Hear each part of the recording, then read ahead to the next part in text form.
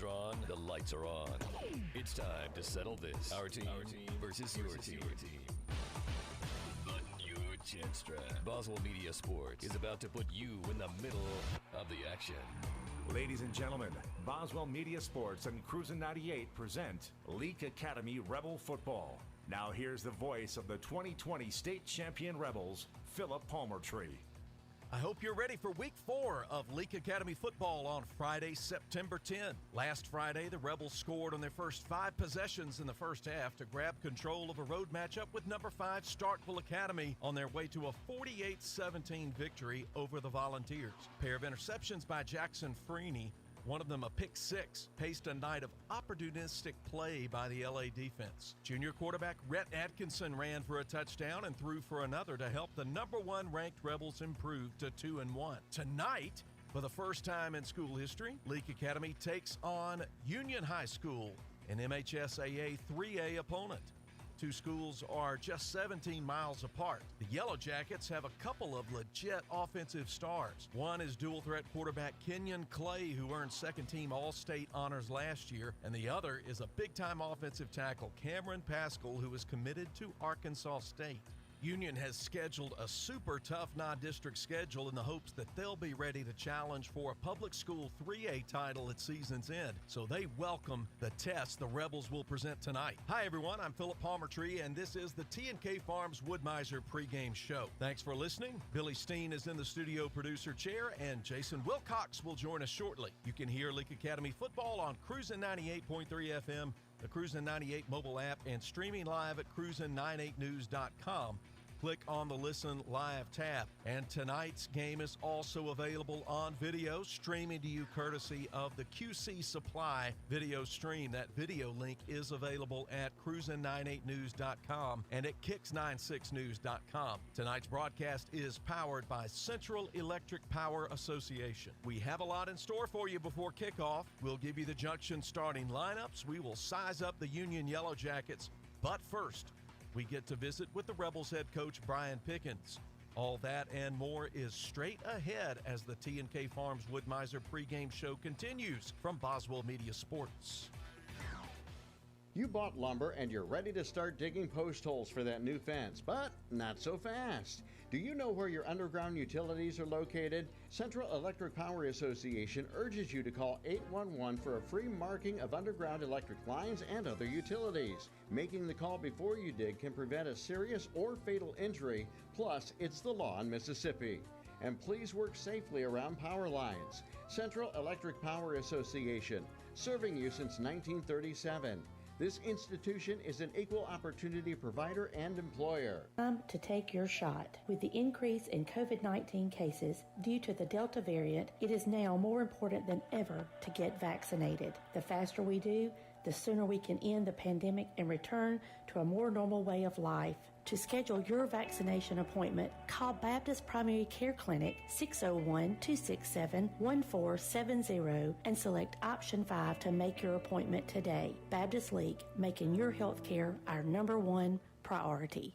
Wendy's only makes one kind of breakfast, your new favorite one. How do we do it? With fresh cracked eggs, oven-baked bacon, and flaky croissants. You know, the things your old breakfast wasn't doing. So toss that old news and its soggy eggs somewhere useful.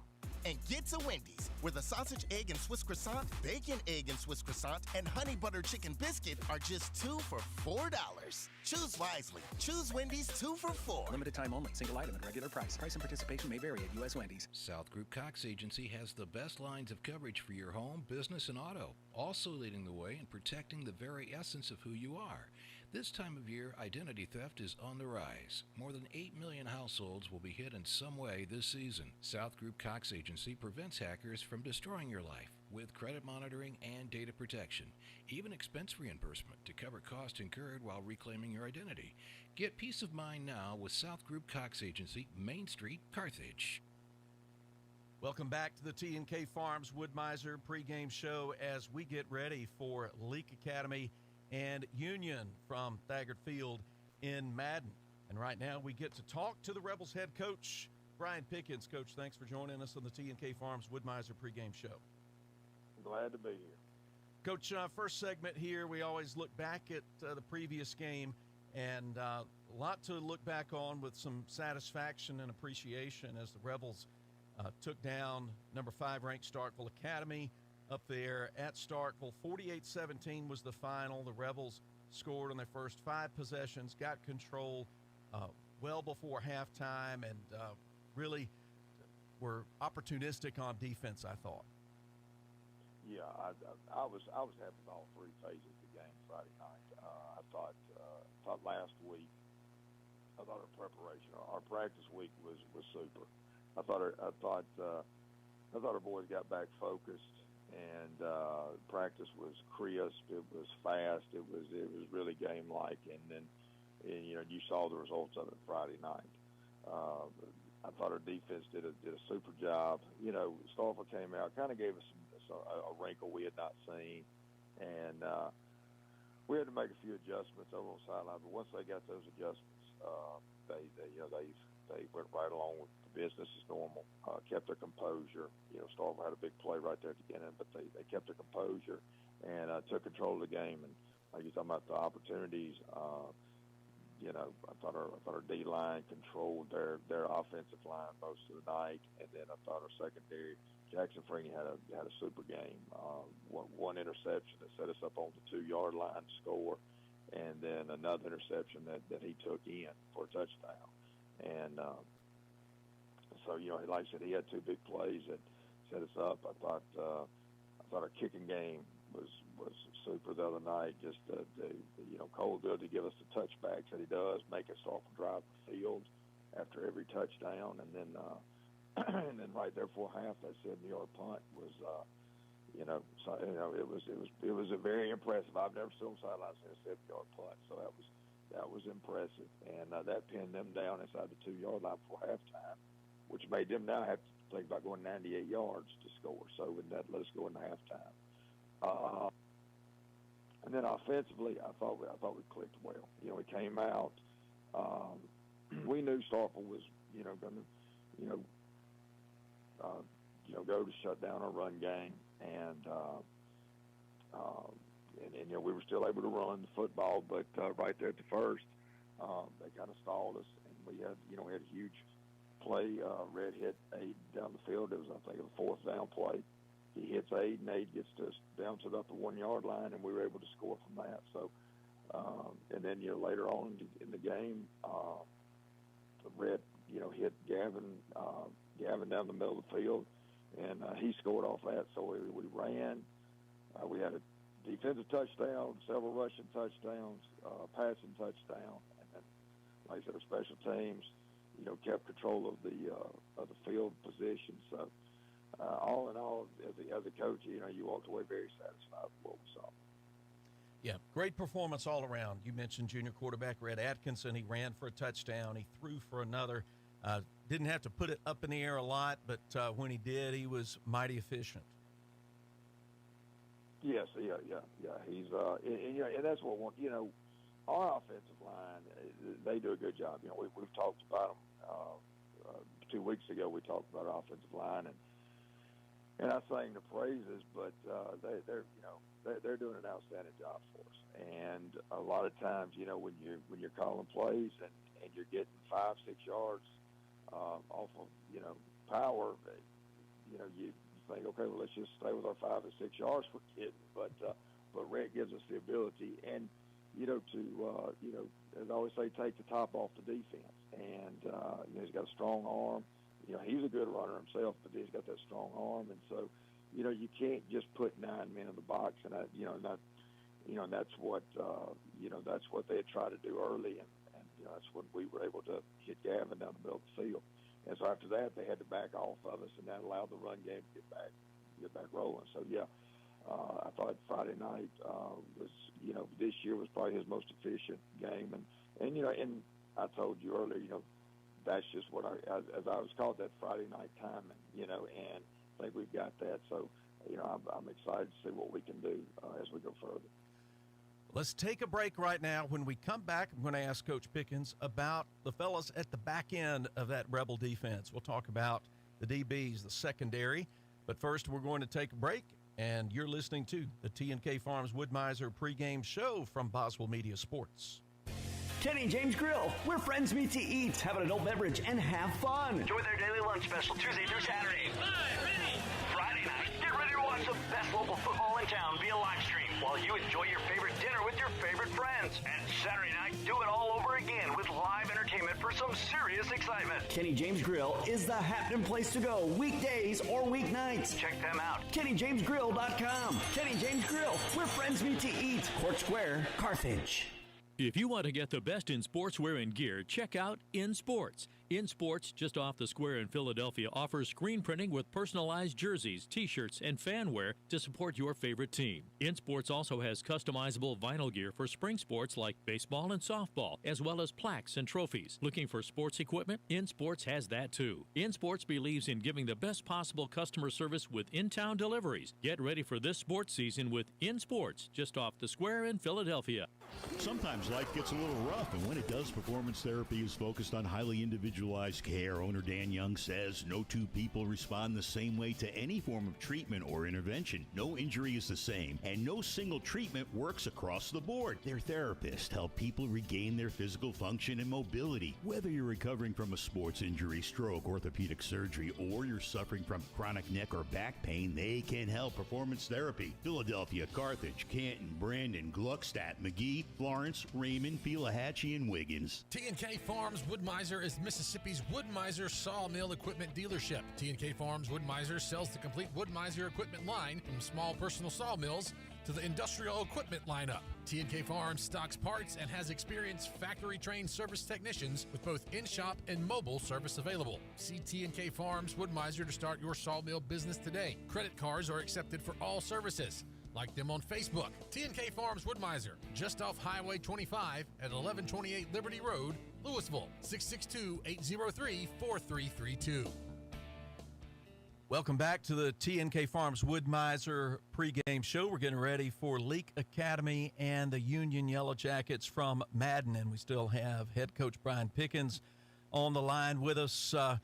Coach, let's turn the spotlight toward those young men who are at the back end of the defense, the secondary. They've got to play pass coverage and defend against the run.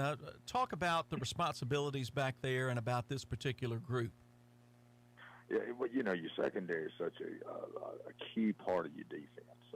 Like you said, that they're behind everybody, and you know, as we tell them all the time, you know, if they miss an assignment, they miss a tackle, well then, you know, it's not at all good for us. You know, usually they're going to crank up the fight song for the other team, you know, because they're scoring.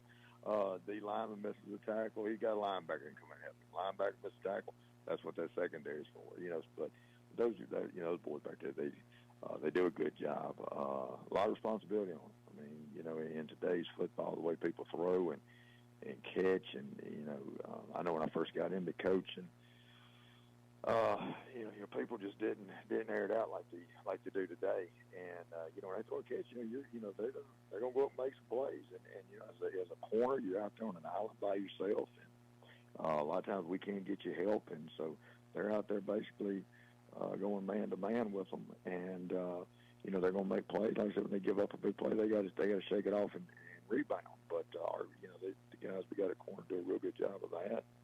And then our safeties, you know, we ask a lot out of our safeties in the scheme we run. Our safeties, we call those the fix-it guys on you know, run support. They have to you know, play the pass. If they pass, they've got to be back there making plays, covering folks just like a corner. And if somebody runs, they have to come up in there and feel like a linebacker. So you know, there's a lot of responsibility on them. And you know, but the guys we got back there do a really good job. You know, our two safeties, Bryce Watkins and Riley Myers, do a phenomenal job for us. You know, Riley's been there now 3 years back there, and you know, makes some really big plays for us. You know, a lot of times people see it when he picks off a ball. I know he had a huge interception last year. And, you know, that's kind of that spotlight, and it should be. As a game changer. But, there again, I've seen him come up on the line of scrimmage and drop somebody for a 2-yard loss. And to me, that's even more impressive because he sits back there about 9-10 yards deep, and then has to come from that angle and that depth and can make a play at the line of scrimmage. That's pretty impressive. Bryce Bryce is doing a super job for us this year. You know, Bryce is more of a I always say, you know, he's a hybrid linebacker. He does a good job filling up on the run for us, but there again, he has to drop and cover and does a super job of that. So those two guys, they really are, you know, really talented and do a super job for us.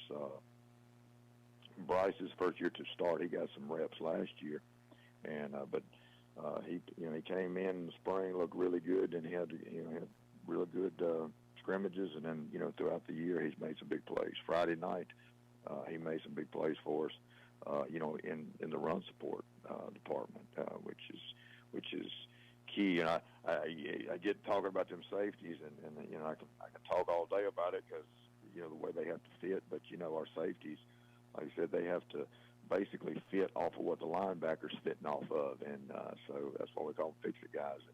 And Friday night, Bryce stepped up, had to go inside instead of outside like he normally does, and made a real good play for us in the run versus run. But so those two guys do a super job, and then you have two corners. Jake Brown started last year for us.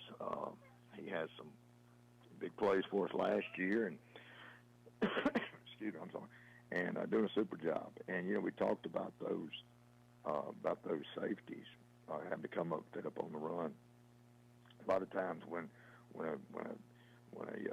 an offense will overload your or offset and kind of have that tight end that's the last man, a lot of times they play like safeties. And I know many times Starkville would run power, kind of fit up into the gap, and he was sitting right there in the hole, and, you know, dropped him right there, you know, about 3 yards past the line of scrimmage. So, to get that type of physicalness out of a cornerback is, you know, it's a big plus, because, like I said earlier, their number one job is they got to defend against the pass, and with these receivers are getting faster every day, so they have the work cut out for them. On the other side, we have Jackson Freeney, who Jackson had a huge game last Friday night. Jackson, the ball was deflected. Jackson picks it off and sets us up for a touchdown. I don't know about the 2-yard line. And then early in the third quarter, they threw a fade route down the sidelines, and he turns on it, plays it like a champ, picks it off, and he was off and scoring for us. But Jackson, the big talent Jackson has is his speed. Jackson, when I always say he's as fast as he needs to be, and you know, we've had several plays where somebody's broke down the sideline, and he's been the one to go and tackle them before they get in the end zone. And last week, I know against Starkville, he was on the right sideline. They broke it down the left sideline, and he covered the entire field, went over there and tackled the boy for about a 30-yard gain, and made a touchdown saving play on that, which they went on to punt. But he's a weapon back there, because if you do break free, we do have that one guy that can. Not all our kids can run, but now Jackson can. Like I said, he's got some wheels on him. He can really go, and so, you know, when you see a big play break free, you feel like, okay, we still got, you know, we got a shot to make them line up. And, and that's another philosophy of that secondary. We tell them, you know, never give up on a play, because even if they get a 30, 40-yard gain, you make them snap it again, and there's a chance for a fumble, an interception, or them just to go 4 and out. So that group, they got a lot of responsibility on them, but they do a super job for us back there. Well, they have made some big plays here in the opening part of the season, and we expect to see them make some more plays tonight against Union. We're going to take one more break and come back and have one more little question and answer session with Coach Pickens, and we're about to get ready for kickoff between Leake and Union. Thanks for being with us as the T&K Farms Wood-Mizer pregame show continues. Westside Body Shop says, let's face it, stuff happens. And when it does, they can take care of damage as small as a chip in your windshield all the way up to full collision services. Insurance claims are always welcome too. Just be sure your first stop is Westside Body Shop in Philadelphia. They also specialize in truck accessories, including toolboxes, visors, Nerf bars, and winches. They make your ride look cool. West Side Body Shop, just off Beacon Street on Waterview Lane, right behind the Huddle House in Philadelphia. Achoo! Achoo! Bless you, Mama. Thank you. Mama, you know that yummy medicine Moore's Pharmacy made for me? I bet they can make you some too. Well, let me just give them a call. Moore's Pharmacy is your specialty pharmacy for compounding and compliance packaging. This makes it easier if you take several prescriptions. And be sure to download their RX Local app. This will make your wait time even shorter, if you can believe that. Moore's Pharmacy, your only local independent pharmacy in Carthage, Walnut Grove, Sebastopol, and Lena. T&K Farms Wood-Mizer is Mississippi's Wood-Mizer sawmill equipment dealership. T&K Farms Wood-Mizer sells the complete Wood-Mizer equipment line from small personal sawmills to the industrial equipment lineup. T&K Farms stocks parts and has experienced factory-trained service technicians with both in-shop and mobile service available. See T&K Farms Wood-Mizer to start your sawmill business today. Credit cards are accepted for all services. Like them on Facebook. T&K Farms Wood-Mizer, just off Highway 25 at 1128 Liberty Road, Louisville, 662-803-4332. Piggly Wiggly in Carthage is cheering on their Leake Rebels. When you don't have time to prepare food, they do. Give them a call and let the bakery and deli fix you up with delicious tailgate trays so you can hit the road with lots of goodies. Piggly Wiggly appreciates their hometown and wishes all players and cheerleaders a safe and successful season. If you can't make the game, Piggly Wiggly in Carthage. Go, Rebels, go! And welcome back. Final segment of tonight's T&K Farms Wood-Mizer pregame show, and we've got Coach Pickens on the line. One more brief segment here, and we're going to take a quick look at the opponent tonight, an opponent that Leake Academy is seeing for the very first time, Union High School. They're not all that far down the road from us, but we haven't met them on the gridiron. But, Coach, this is a 3A public school program that has got a real difference maker at quarterback, and they've got a young man at right tackle who's already committed to Arkansas State. So that gets your attention right away, doesn't it? Oh yeah, the quarterback's a huge attention getter. Watch him on film. He throws the ball well, runs it really well, and a lot of the films, the defenses they played against have had him, they've put hands on him, and he breaks free of that and he gets gone. So, he's that type of player that if you give him a crease, he can be gone. And even if you don't give him a crease, you better wrap up on him because he's got the strength to break out of those tackles and make some huge plays for you. But like I said, he does it with his feet and his arm. He is when you say dual threat, he's what you think of. I mean, he's dangerous all the way around for him. The right tackle does a super job. Their whole offensive line really does a good job with pass protection, run blocking. They do it, an outstanding job. But 75, like I said, he sticks out because when they run power and they run his side now, he can flat open up a gap in there. So. Those are two kids that really stand out, but overall they've got a very good team, all the way around. You try to talk about a quarterback and his arm, but you got to have those receivers that can catch, and they got the guys that can make plays for them. And then on defense, they got a real aggressive defense. Got two middle linebackers in there that fly to the football well. Got a very solid secondary, and then their D line, they're physical, but yet you can tell that they have a quickness to get off blocks and make plays. Well, with an opponent that you never played in person and just seen on film, I know that presents some challenges in preparation. And then you look at their two ball games; they're 1-1. They've played a class up and got a decisive win against a 4A team in Choctaw Central, and then last week they played down classification against a really good 2A Scott Central team and got handled pretty well. So they're probably also trying to kind of find out a lot about themselves, and I think it'd be one of those games tonight, Coach, where the Rebels need to focus first and foremost on executing our game plan. Oh yeah, every week that's the key. I would say high school football is all about execution. Who's going to execute the best, and and that's something we've got to come out and do, is execute. Like I said, you study the film, and you're talking about not really being familiar with them. When you play somebody new, to me, when you play somebody new, there's an excitement because there is the unknown. And I think me and you talked about it on the coaches show. The unknown is, yes, everybody can spot out the best players, but there are players on that field that are making plays. It just maybe they're not getting noticed.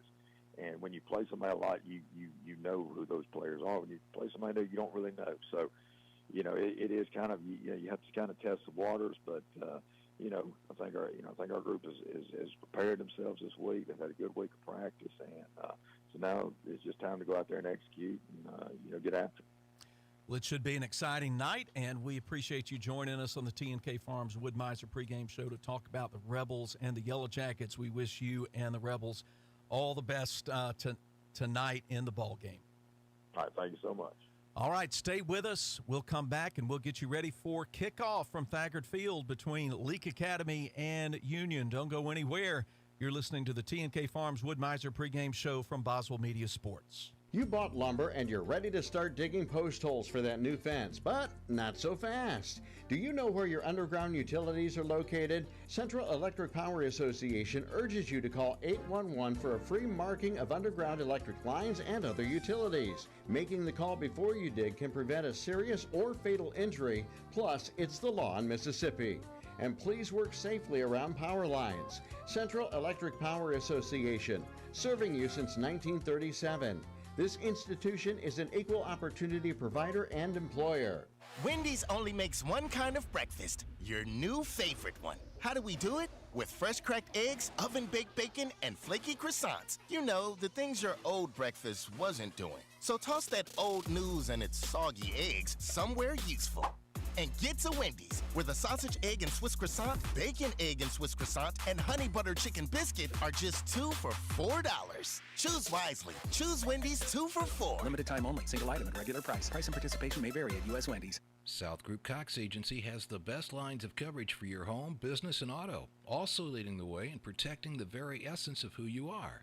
This time of year, identity theft is on the rise. More than 8 million households will be hit in some way this season. South Group Cox Agency prevents hackers from destroying your life with credit monitoring and data protection, even expense reimbursement to cover costs incurred while reclaiming your identity. Get peace of mind now with South Group Cox Agency, Main Street, Carthage. Dr. Brooke Bobo and his professional team at Carthage Veterinary Clinic appreciate their patients. They treat all animals, large and small, and handle them with top care. Not only do they provide for your sick animals, they groom and board as well. Open Monday, Tuesday, Thursday, and Friday, 7:30 to 5:30. Wednesdays and Saturdays, 7:30 till noon. Like them on Facebook. Carthage Veterinary Clinic, Highway 16, Carthage. Boswell Media Sports.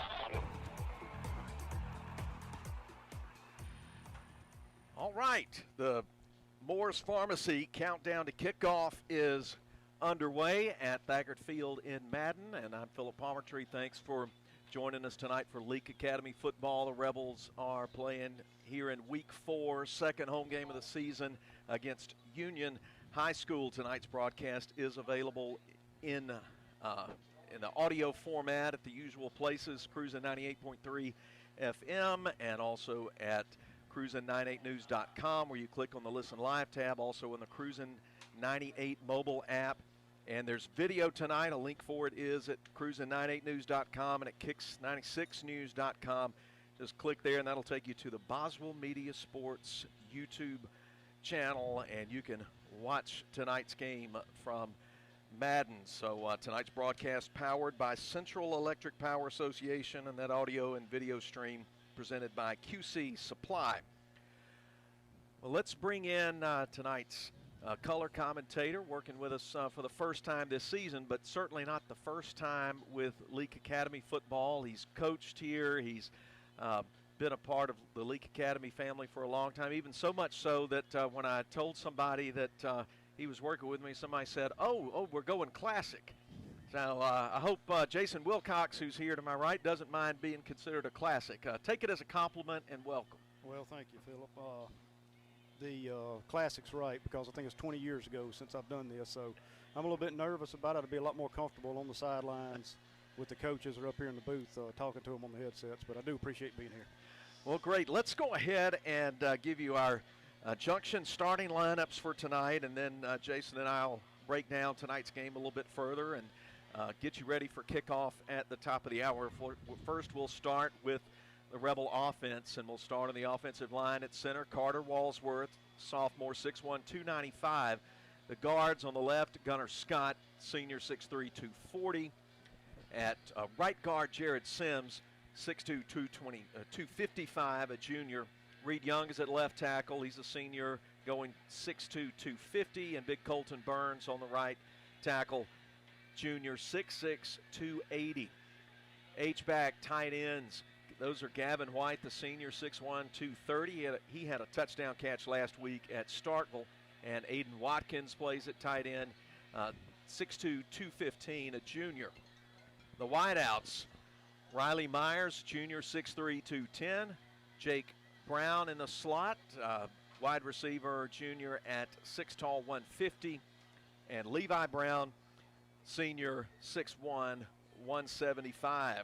Starting running back Cannon Parks, senior, 5'9", 175. We also get a good dose of Whit Welch every week. He was one of last week's in sports players of the game, and he's a junior at 5'11", 180. And the signal caller, third-year starter, junior quarterback Rhett Atkinson, 6'1", 150. He passed for a score last week against the Vols and ran for one as well. And that's your Rebel offense. The specialists, Cole Arthur, the senior, 6'2", 170. He handles kicking and punting duties. Andrew Tate, the long snapper, senior, 5'11", 200. Seth Martin, the holder, sophomore, 5'10", 225. On the defensive front, at defensive end, Gunnar Scott, we mentioned him earlier, the senior. At the other defensive end, senior Joseph Scott, 6 tall, 290, and we'll come back to him a little bit before kickoff. Rope Lovern, senior defensive tackle, 6 foot tall, 265, and Grant Barnes at nose guard, 5'10", 280. He's a junior. That linebacker, Nick Gamillion in the middle, leading tackler off last year's ball club, and even though he missed week one, he has gone right back to work, making tackles all over the field. Senior, 5'11", 290. Ethan Dunn, outside linebacker, 6'3", 205, a senior. And Cade Marble, also a senior, 5'10", 185. At the corners, Jackson Freeney, an in-person sports player of the game last week, senior, 6'1", 145, picked off a couple of passes, broke up another one, and returned one of those interceptions for a touchdown.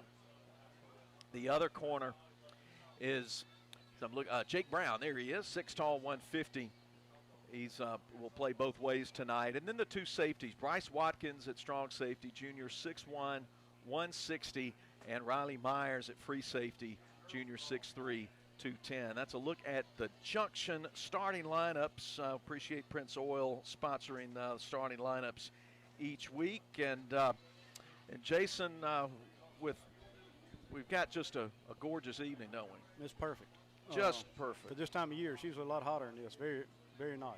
We're expecting about 75 degrees at kickoff, and humidity is low, under 50%, little east breeze. Just couldn't be more perfect, especially for early September. And you were down on the field, I assume. Since we haven't had any rain this week, it's a good, clean, fast track. Yeah, field's in good shape. Talked to the coaches there and kind of got an idea of what Union's going to do offensively, which we'll get more into them a little bit later. But, yeah, field's good shape. Weather's perfect. Big crowd already here. All right, your weather and field conditions here before kickoff presented by Welch Forest Products. And let's get into the matchup. That's what we're really here to talk about. We're here to talk about the Yellow Jackets and the Rebels. And Jason, the Yellow Jackets come in at 1-1. They've had a big victory over a 4A opponent, Choctaw Central. They lost last week to a really good 2A Scott Central squad, and they've certainly got some good-looking athletes and a lot of size. And they do, especially at tackle. They have Cameron Pascal, listed at 6'4", 275, committed right now to Arkansas State, and then the quarterback, Kenyon Clay, Had a heck of a season last year, rushing and passing for over 1,000 yards. He's around 6'1", about 215. Good-looking kid down on the field early in the game, watching him go through warm-ups. And also, you know, they're going to be a lot like Leake. They're going to want to establish the run, be a little more run-heavy. But he will do it. Of course, the fancy thing nowadays is the RPO off that. He'll make it look like the running play they're running, especially after a successful play like that. And if the linebackers aren't disciplined, somebody will sneak right behind them and then somebody will be wide open. And the thing I saw in looking at some film on them, I was just impressed with Kenyon Clay's ability to stay upright, take hits, keep moving forward. You think you've got him down, but he's not easy to tackle. He's a load. You can look at him on the field, big thighs, big legs, you know, just looks more like a fullback. Yeah, he does. He looks like the kind of fullback you wouldn't want to tackle, and there he is playing quarterback, sprinting out and throwing the ball and running the ball in a read option kind of attack. So they're going to be a great challenge, and they've got good size up and down the line as we were looking at the players during the warm-ups. But, of course, for the Rebels, we know what the Rebels want to do, what they need to do, and I think most of all they need to do that cleanly. Well, everything starts up front, and that's football. Doesn't matter what offense, the defense you run. And you're going to have to establish the line of scrimmage against, like you said, a big line. Of course, Leake, they came in averaging about 290 yards rushing a game. So 60-something passing, you know, they want to run the ball also. And if they can successfully, they ought to have a good night. No doubt about it. The Moore's Pharmacy countdown to kickoff continues toward kickoff at the top of the hour. We'll go ahead and give you the schedule tonight in MAIS District 2 for 5A, where the Rebels reside. Rebels, of course, have not played a district game yet. That'll get started next week with a trip to Simpson Academy. But as for everybody else in the district, looks like this. St. Joe from Madison, 1-0 in the district, 2-1 overall, and they're playing at Jackson Academy tonight. Simpson, our opponent next week, they're also 1-0. They've won a district game, and they'll be taking on MRA. So both St. Joe and Simpson are playing up in the 6A division tonight, and that'll be a great challenge for both those ball clubs.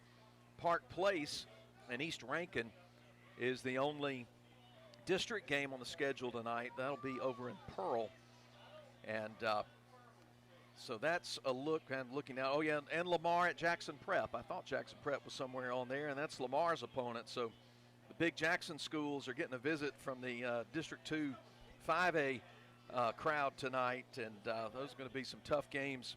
Of course, you may remember last week, Leake defeated Starkville Academy 48-17, scored in their first 5 possessions of the ball game, and got control of it by halftime. We had a running clock through most of the second half, and Cannon Parks went for 88 yards on 17 carries with a touchdown. Whit Welch had a couple of scores as well, and the Rebels were very opportunistic. The captains are out on the field, and we'll kind of watch this go on here, make sure we get you the results of the coin toss before we kick it to our last break before the Moore's Pharmacy kickoff. Rebels are in Navy jerseys, the Navy helmets, gray pants, white numerals on those jerseys. Union has won the toss. Looks like they're going to receive, if I'm reading it right. We know they're going to get the ball first, and the Yellow Jackets, Jason, look a little bit like University of Miami and Southern Miss had a baby. Yeah, a little bit. They've got that yellow and black look, and then they've got that big Miami U on the side. They do. They got I don't know if that's a copyright violation or not, but it's a black and gold U just like Miami. So I won't turn them in if you want. Black helmets, white jerseys with black numerals, yellow pants, and I mean mustard yellow pants. So it has kind of an Ole Miss versus Southern look if you don't squint too hard. Yeah, and it's a good contrast. Lights are on here at Thagard Field, and as Jason said a moment ago, we got a lot of people filing in. Hope if you're not on your way or already here that you're going to stay with us tonight for the ball game. And there's video available, link at kicks96news.com where you see the news stories, and it'll take you right there. The Yellow Jackets are lined up over on the north side in a single line along the goal line, and they've got their cheerleaders and mascot in front of them, and now the Rebels take the field. in navy blue and gray. The cheerleaders leading them out, a little spirit tunnel onto the field. No better place to be than right here on Friday night.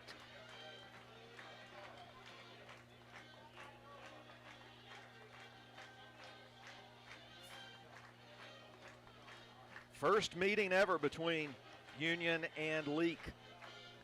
About to get underway, but first we will take we'll step aside for one more pregame break, and when we come back, it'll be time for football, the Morse Pharmacy kickoff. So don't go anywhere. You're listening to and watching Leake Academy football from Boswell Media Sports. Babe, you know you're not a spring chicken anymore. And what's your point? You know you'd fit in real well at QC Supply. QC Supply already has a friendly and knowledgeable staff of professionals. Plus, they carry a variety of poultry equipment, parts for new houses, retrofits too. See, you know all of that, but you still forgot the most important qualification. And that would be? You've always been a real chick magnet, and that'll make things easier on you. How does chicks flocking to me make my life easier? Because you can only go so fast with your walker. QC Supply, your one-stop shop for everything poultry, located at 2633 Highway 35 South in Forest. Chick Magnet. Babe, you know you're not a spring chicken anymore. And what's your point? You know you'd fit in real well at QC Supply. QC Supply already has a friendly and knowledgeable staff of professionals. Plus, they carry a variety of poultry equipment, parts for new houses, retrofits too. See, you know all of that, but you still forgot the most important qualification. And that would be? You've always been a real chick magnet, and that'll make things easier on you. How does chicks flocking to me make my life easier? Because you can only go so fast with your walker. QC Supply, your one-stop shop for everything poultry, located at 2633 Highway 35 South in Forest. Chick Magnet. Achoo! Achoo! Bless you, Mama. Thank you. Mama, you know that yummy medicine Morse Pharmacy made for me? I bet they can make you some too.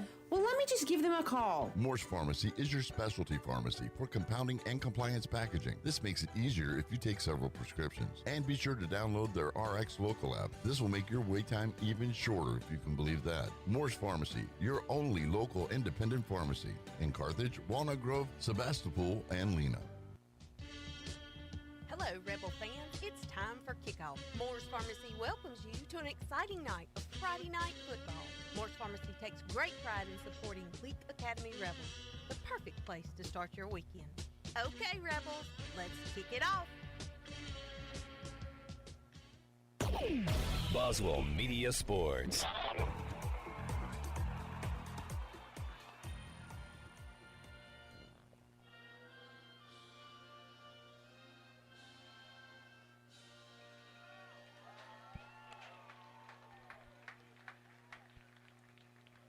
Back at the 488 Thagard Field in Madden. The 2-1 Leake Academy Rebels and the 1-1 Union High School Yellow Jackets ready to meet on the beautiful turf here at Leake Academy. Philip Palmertree, and I got Jason Wilcox next to me. Sorry, I got distracted there. My college roommate and guy I graduated high school with walked in, so I hadn't seen him in forever. So. You did the right thing. We will not deduct anything from your salary for that. So Union's now moving out to the far sideline after we've had the national anthem. The Rebels are starting to come off the sideline and line up for the Cole Arthur kick. And we're wrapping up the Moore's Pharmacy countdown to kick off.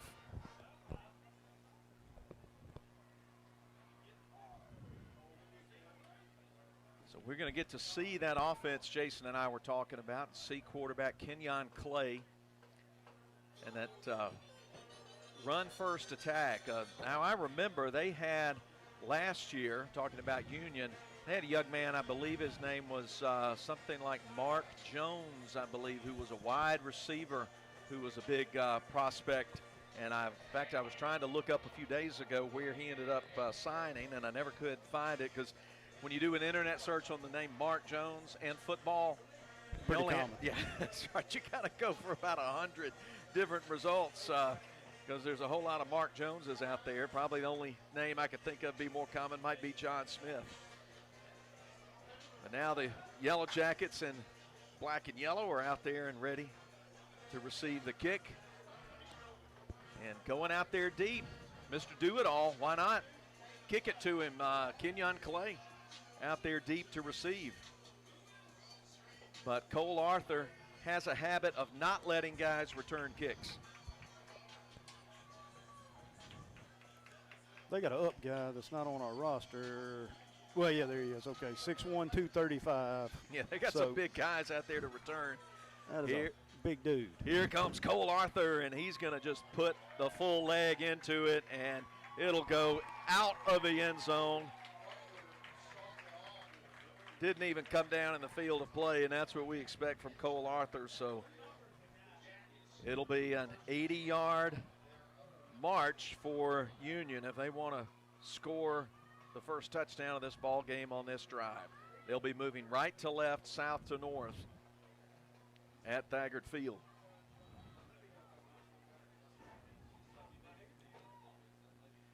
And they're going to huddle up on the sidelines and then come out. Then they'll come out straight to the line of scrimmage with Kenyon Clay at quarterback and a one wide out split to the left, two to the right, pistol formation, and running back Xavier Bowler set behind Clay. Rebels, of course, in that 4-3. And right away, Clay in an option read going to keep it, and he is hit behind the line for a loss. And it looked like Joseph Scott was back there, and Ethan Dunn. Linebacker shot through right there, and guard pulled. He shot through the vacated gap, and the center didn't block back on him, it looked like. Oh, jump. 2nd and 12, but an early jump on the count from the Rebel D defensive line, and that'll be 5 yards up the field.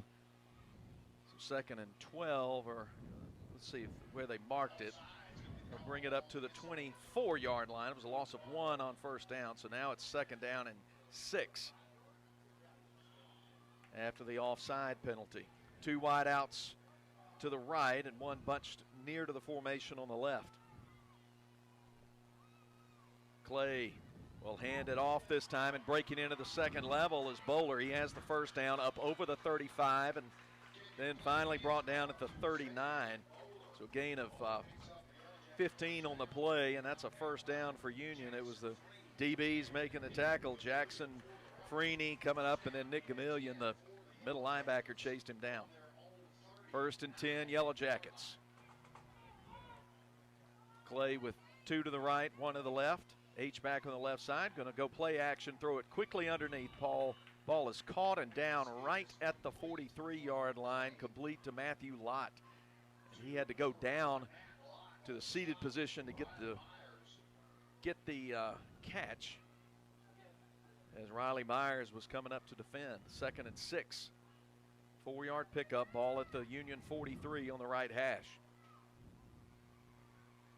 Clay will hand it off this time to Bowler, but Bowler won't get far. In fact, he gets only a yard. Pushed back, Cade Marble and Ethan Dunn. And also credit Nick Gamillion in there. Wow, getting in hard after him, stopping him right at the line of scrimmage for no gain. So possession play here, 3rd and 6, and they come to the line quickly. Yellow Jackets Clay will keep it, and he's grabbed around the waist as he falls across the 45. And there's, again, Joseph Scott. 2-yard gain, and that's going to bring up 4th down, but don't see a punter coming out yet, Jason. No, they're going for it, it looks like. Same formation they stuck with. Look for them to stick with it the whole game. So they're going to roll the dice here on 4th and 4. Up. And the Rebels come offside and are going to give up the first down. That'll move it to the 49 in Leake territory. So I think that's what they were trying to do, possibly. They went with a hard count for the first time, and got to watch the ball out there on the end. So now the ball's actually at the 48-yard line, which puzzles me a little bit. Looked like about a 6-yard walk-off there, but anyway, it's at the 48. Maybe I didn't count properly. 1st and 10. Union gets into Leake territory. And a hard count now. Look back into the sideline for Clay. They've got 9 on the play clock. Handoff goes to Bowler, and he gets a good gain on first down to the 43, give him 5. Before he was wrapped up, again, a lot of blue shirts. Looked like Rope Lovern was in there along with Joseph Scott. Union will not huddle. They'll come straight to the line on 2nd and 5 with 2 split to the left. Handoff again, but not much there for Kyon Harris, who gets the carry for just 1.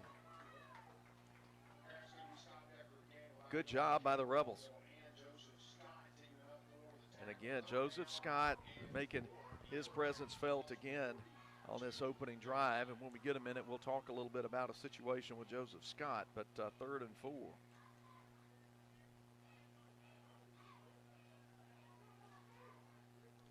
Third and 4 for Union. They do another hard count and then look into the sideline.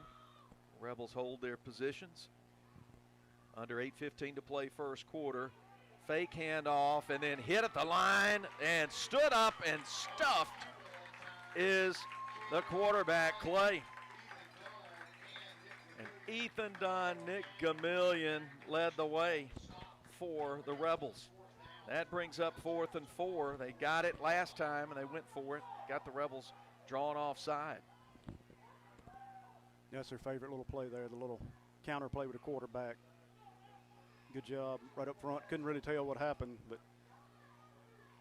as far as the block, maybe missed or we just beat the block. I couldn't tell right there, Philip. Clay going to throw quickly. Pass caught along the 39. Going to be close to the first down, but I think it's a little bit short. Yeah, Riley Myers wrapped up Matthew Lott, the slot receiver, right away. And it looks like they marked it at the 39. That's not going to be enough. That's going to be 3 when they need 4. So hats off to the Rebel defense. They get the turnover on downs. Yeah, it was good tight coverage there by Myers. Tried to run the little hitch play that they threw a while ago to the other side, and this time Myers right there to own him to make the tackle as soon as he caught it.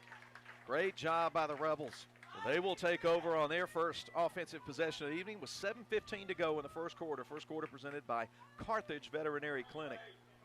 No score in the ball game. Rebels possess the ball for the first time. Watkins and White are the H-backs. White out to each side. Running back is Whit Welch. He'll take the handoff, and he will be met right away and dropped right along the 40. Good tackle there by Cameron Hickman, the sophomore defensive tackle for Union. That's a big defensive line. Didn't get much push right there. 2nd and 9. Got about 1.5 yards, but barely that. Now 4 wideouts in the formation, 2 by 2 to each side. Welch at the right hip of Atkinson. Atkinson takes a low snap, throws it out quickly to Aiden Watkins, who's going to tiptoe up the sidelines and then get knocked out of bounds around the 48. That's going to be close to the first down. In fact, they're going to give him an even better spot than that. He's going to be spotted along the 49. That could be enough for the first. It's right at it. I may have to measure it. Looks like he got the ball right on the tick there, so. And they're going to say he's short, but not by much. No, they're going to measure. Yeah. All right, measurement coming up with 6:38 to go. But, Jason, I got the word, maybe I'm late on the information here, but I got word when I got here, word about the death of Joseph Scott's father. Yes, sir. Died early this morning, Mike Scott. In fact, Joseph's grandfather, Brother Randolph Scott, Baptist preacher here in town, worked for us there at the funeral home for close to 25 years, and got to see him for a little bit this afternoon. And Mike was their only son, and so Joseph's got a lot to play for tonight. I'm sure that it was a hard night last night and today for him, but so far looks like he's playing pretty inspired. Well, he is playing inspired, and you didn't see it on the video. The first tackle he made on the first play of the game, he came out of the pile, pointed to the sky. And so he's playing with a lot of emotion tonight. 3rd and just inches for LA here at the 49. Low snap back to Atkinson. He's going to lower his head, find a nice crease on the right side, and pick up 6 for the first down. That's a Central Mississippi Animal Clinic. First down for the Rebels, and A trip all the way up to the 44, as a matter of fact, into Yellow Jacket territory. They line up at the line, two to the left, one to the right. Handoff Welch, and he'll get 4 or maybe 5. Good game. Yeah, they'll say 5 yards, or he was wrapped up by Hickman. And Atkinson will look into the sideline as the clock ticks down under 6 minutes in this scoreless first quarter. Official timeout is called. That's going to be our Heat timeout, so we'll be back in 60 seconds with more Leake Academy football from Boswell Media Sports. Kenny and James Grill, where friends meet to eat, have an adult beverage, and have fun. Enjoy their daily lunch special Tuesday through Saturday. Friday night, get ready to watch the best local football in town via live stream while you enjoy your favorite dinner with your favorite friends. And Saturday night, do it all over again with live entertainment for some serious excitement. Kenny James Grill is the happening place to go, weekdays or weeknights. Check them out. KennyJamesGrill.com. Kenny James Grill, where friends meet to eat. Court Square, Carthage. Buyers Furniture in downtown Philadelphia can make your kitchen dreams come true in 2021. Smart refrigerators, dishwashers, ranges, and microwaves make cooking easier and more fun than ever. GE makes large washer tubs and high RPM spinouts, so doing laundry with a new GE pair is faster than ever. Whether it's your kitchen or laundry room, Buyers Furniture and GE are your one-stop shop for all your appliance needs. Buyers Furniture, 319 Bird Avenue in downtown Philadelphia, serving you since 1953. Boswell Media Sports. Rebels on 2nd and 5, going to throw it deep, but it's going to be too deep for Levi Brown, who was coming up the seam on the left side, right up the middle of the field at about the 5, and Atkinson put it about 4 or 5 yards out of reach to be 3rd and 5. We'll remind you that Diz Fit is the official wellness sponsor of Rebel football. Clock stops with 5:47 in the first quarter. Rebels at the Union 40 with 3rd and 5. 3 wide receivers in the formation. Another low snap. Handoff Welch. He breaks a tackle. He's going to lunge forward across the 35, and that will be another Central Mississippi Animal Clinic first down after the gain of, I'll say he's got 5. That's what he needed, just past the 35. He got about 6 is what I got him for. The Rebels keep the chains moving in the first quarter. And they have run it well in between the tackles after taking over, after stopping Union on their first possession on downs, stopping them a yard short of the sticks. Handoff will go to Welch again. He goes off right tackle behind Colton Burns and company, and he will reach the 30, so another 5-yard gain. If you can run 5 yards all night, nobody can stop you, Jason. No, this was Pickens' drive right here. He loves this. Just get in there and get you 4 or 5 a play and keep it rolling, and running a new back now. Parks coming into the game. The Rebels will huddle quickly, briefly, send Levi Brown out to the left and Riley Myers to the right. Pair of H-backs in there, White and Watkins. And the handoff goes left side to Parks. He follows the blockers, gets in across the 20 to the 15, 10, and he's knocked out of bounds around the 5. Nice gain there, 20. Let's see how many yards. I can't see where they marked it 29 yet. To the. Looks like he's at about the 3. It's in my blind so spot. 26 yards on that carry. 1st and goal, Rebels at the 3 with another Central Mississippi Animal Clinic first down. 1st and goal. Ball at the left hash from the 3. Handoff Parks, same play. And he's going to follow his blockers into the end zone. That's 6 for the Rebels. Cannon Parks from the 3. And it's 6-0 Rebels. And Jason, you were right. That is a vintage Brian Pickens kind of drive. No, he loves that. He loves power football. Back when I was here, we threw it around a whole lot, but I think he had to hold his nose to do it because he loves just to get in there and go at it. And just like I said, a vintage Pickens drive type he'll take all night long. First half touchdowns presented by Carthage Senior Care. Cole Arthur to kick. Kick up, away, and good. 4:31 to play in the first quarter. Rebels 7, Yellow Jackets nothing. Back after this with more Rebel football from Boswell Media Sports.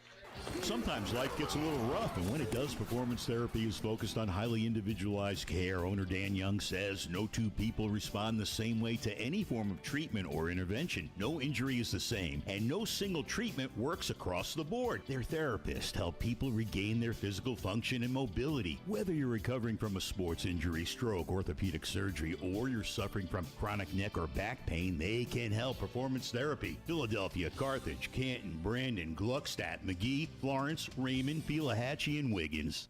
Achoo! Achoo! Bless you, Mama. Thank you. Mama, you know that yummy medicine Moore's Pharmacy made for me? I bet they can make you some too.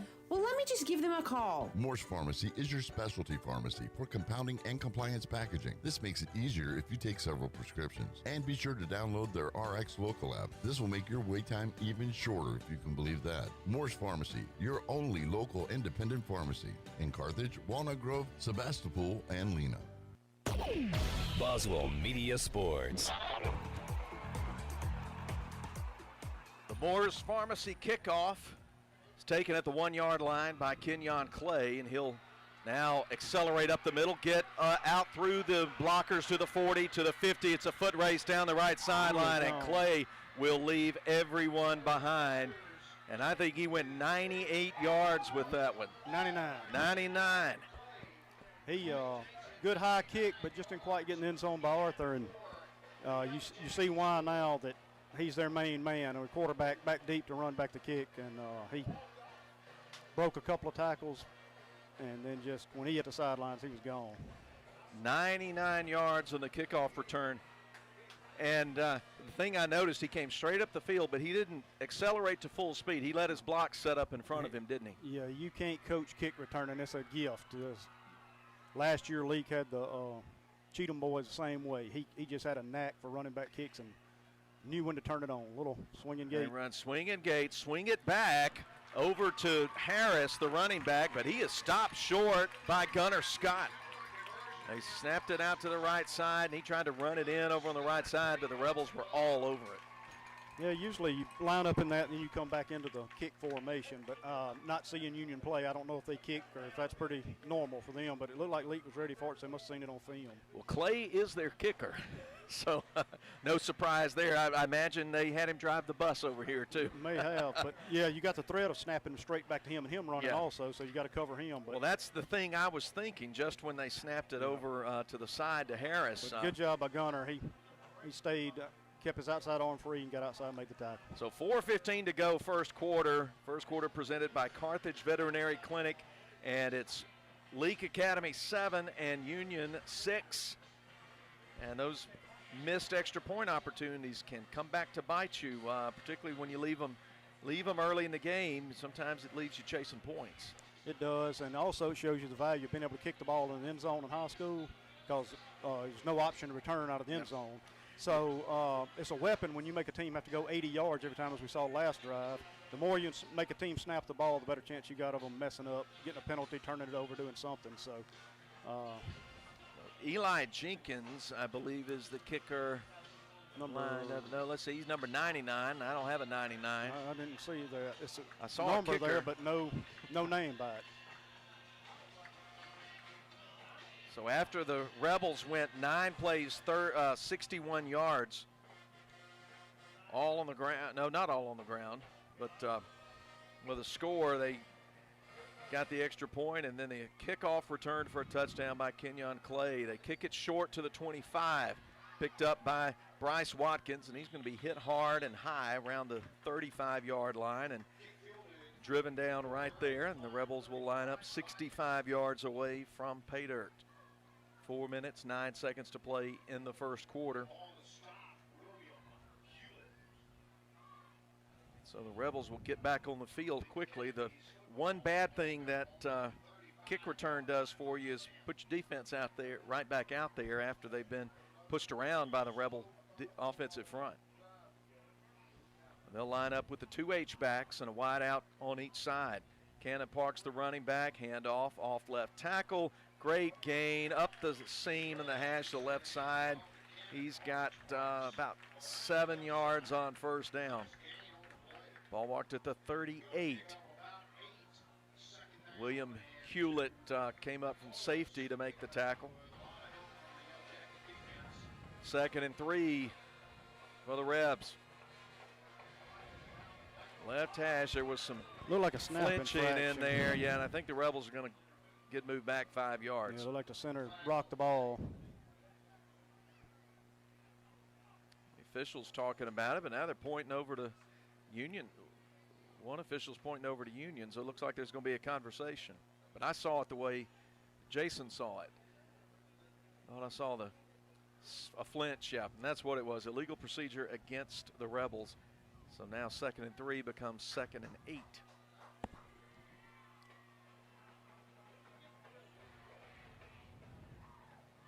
Leake leads at 7-6, late first quarter. So ball at the 38-yard line now. They'll run the 2 H-back set. Handoff. Parks, he escapes one man, breaks another tackle, leans up, dives to the 45, and that's going to be very close to the first down and leave him in 3rd and less than a yard. Tank Harrelson, the cornerback, put the final lick on him, but good job by Parks to stay upright and keep moving upfield. For the Rebels, Ben Jackson going to check into the game, along with Joseph Scott. May bring that goal line package in right here. That is what they're going to do. They bring that heavy set on 3rd and 1 from the 45. Parks gets the handoff, and he's met in the hole. It's going to be very, very close. Depends on the far ref spot there.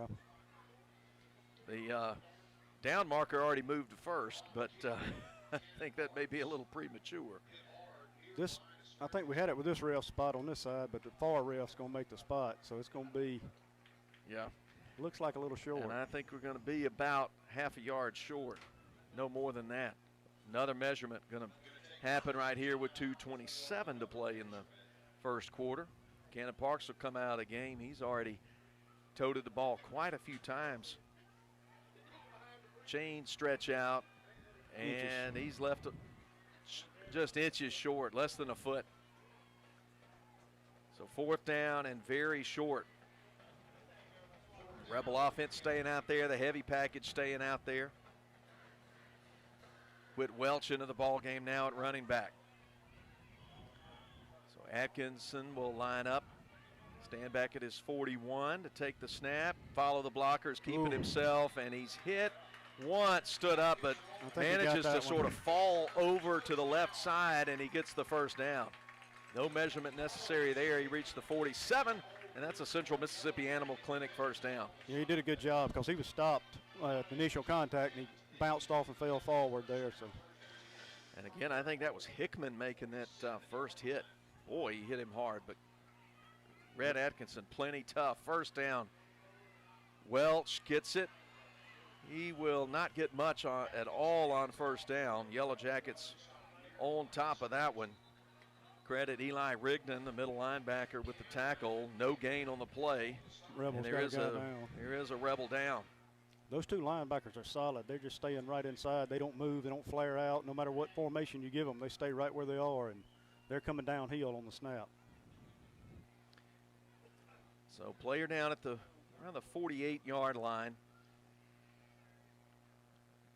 And the trainer's coach come out. And it will confirm who it is when we see the numbers. We think we know. But minute 59 to play. Rebels lead at 7-6. Union scored or turned it over on downs on their opening drive. Got into Rebel territory, but the Rebels stopped them on 4th down, and then they went on an impressive 9-play drive for the score. 3-yard run by Cannon Parks. And then on the kickoff, Kenyon Clay returned Cole Arthur's kickoff, 99 yards for the score, and they were not successful in converting a 2-point attempt. So that's why we're at 7-6 as we keep taking a look at the injured player. some kind of left leg injury is what David Jones is looking at, the trainer here. So is one of the linemen. But he patted him on the knee and stood him up. So yep, here we go. It is Reed Young. That's who we suspected it is, the senior left tackle. Reed already missed one game this year, missed the Jackson Academy game with injury, but now he's walking off. So he's just walking a little bit slow.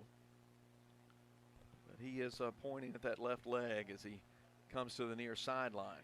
That's the leg he's got the brace on. So Rope Lovern comes off the sideline to play over there at left tackle. 2nd down 9 for Leake Academy. At their own 48 as we resume play, under 2 minutes to play first quarter. First quarter presented by Carthage Veterinary Clinic. Play action pass short to Riley Myers, and he breaks through the tackle of the cornerback, gets the first down on the far sideline to the 40, pick up of 12 yards. First down, and there's a late flag that comes in as there was some yelling and some shoving going on over on the far sideline. Can't tell who they called it on, but the officials will sort it out, but kind of where it was thrown and when it was thrown makes me think Union's going to be charged with the penalty, but that's just a guess. Personal foul against the Yellow Jackets. So the ball will move from the 40 to the 25. Must have happened out of bounds, because I didn't see anything happen on the field, and there was a big wad of people over on their sideline. Yeah, it was after, and I think after the play, there were a couple of Yellow Jacket players who seemed really irate and upset. But the pass from Atkinson to Myers, good for the first down, 12-yard gain. Add 15 onto it with a penalty, and it's 1st and 10, Rebels at the 25. And Atkinson will hand it to Welch. He'll sweep around right side, cut up field, but flags came in before the snap, and it's going to be against the Rebels. So another pre-snap penalty on the Rebels tonight. That has not been characteristic of them through the first 3 games.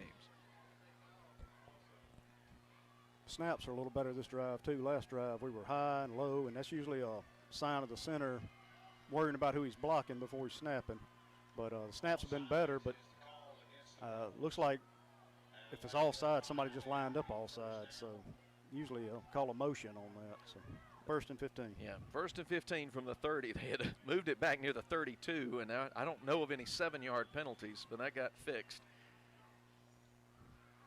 So Atkinson and company with 2 H-backs on the left side. They'll fake it, run Atkinson. He slips past one tackler, but is not going to get much as he is flung hard, and a late flag's going to come in. Tristan Wallace, the linebacker, had him down, had him wrapped up, but decided to fling him down to the turf for a little extra oomph, and 2 flags came out.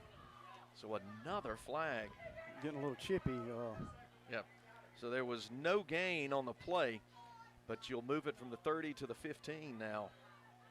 And the Union Yellow Jackets sure are helping the Rebels on this late first quarter drive. They are, and Leake did a good job there. Well, some of the players did of grabbing one of our guys, keep him from getting a retaliatory penalty there. That's what you got to do. You just got to keep your head here and just play.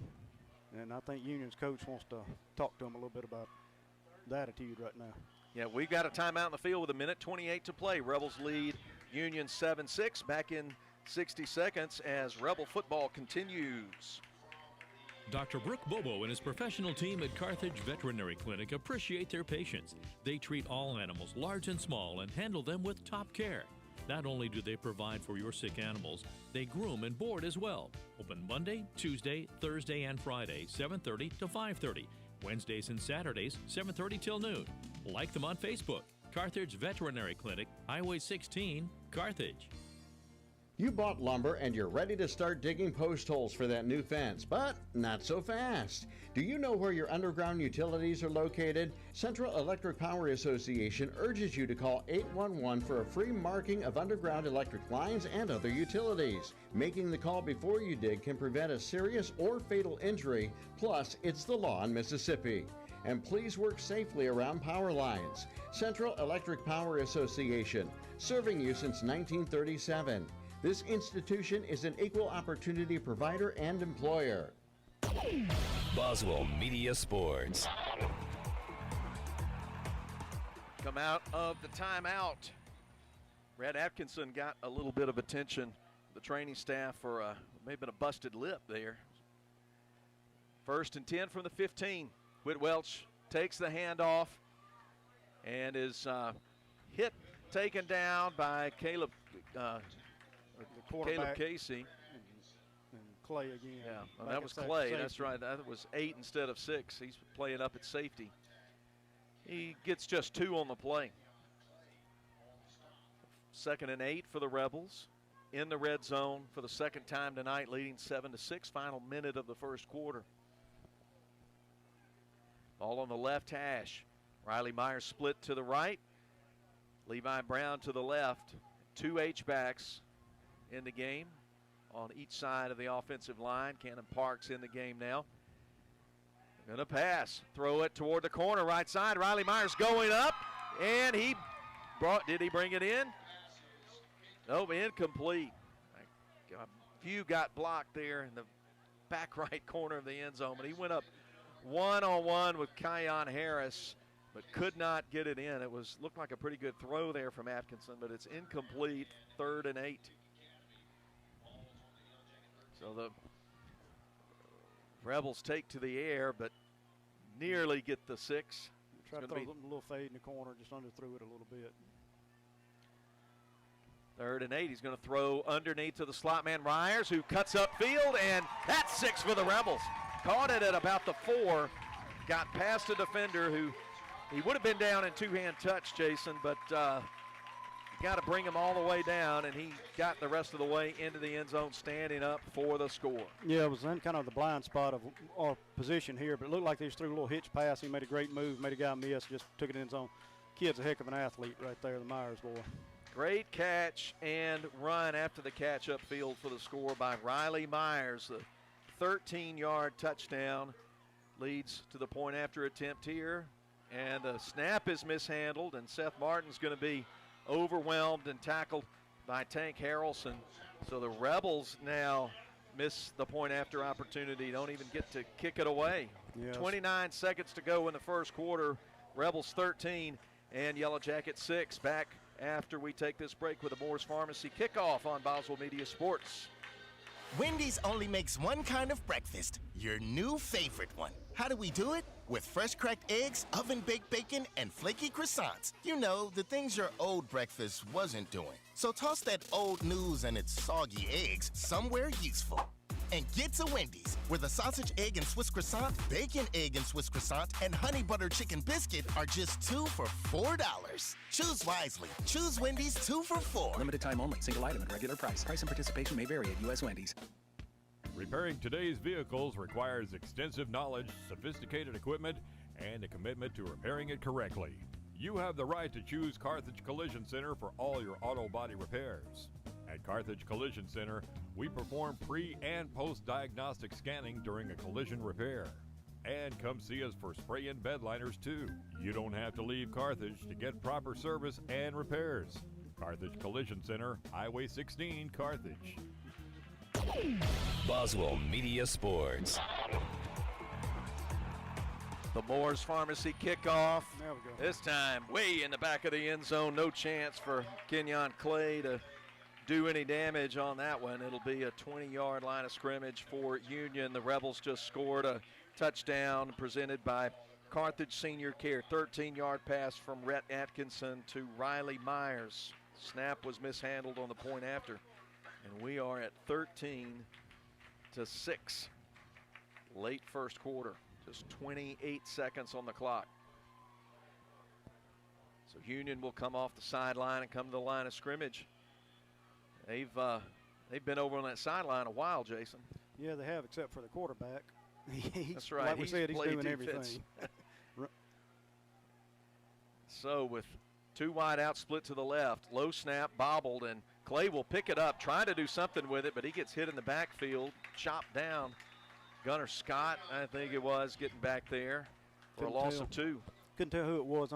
Again, it's on that end of the field. But look, somebody shot through and kneecapped him. A little low snap. He had to bend down to pick up.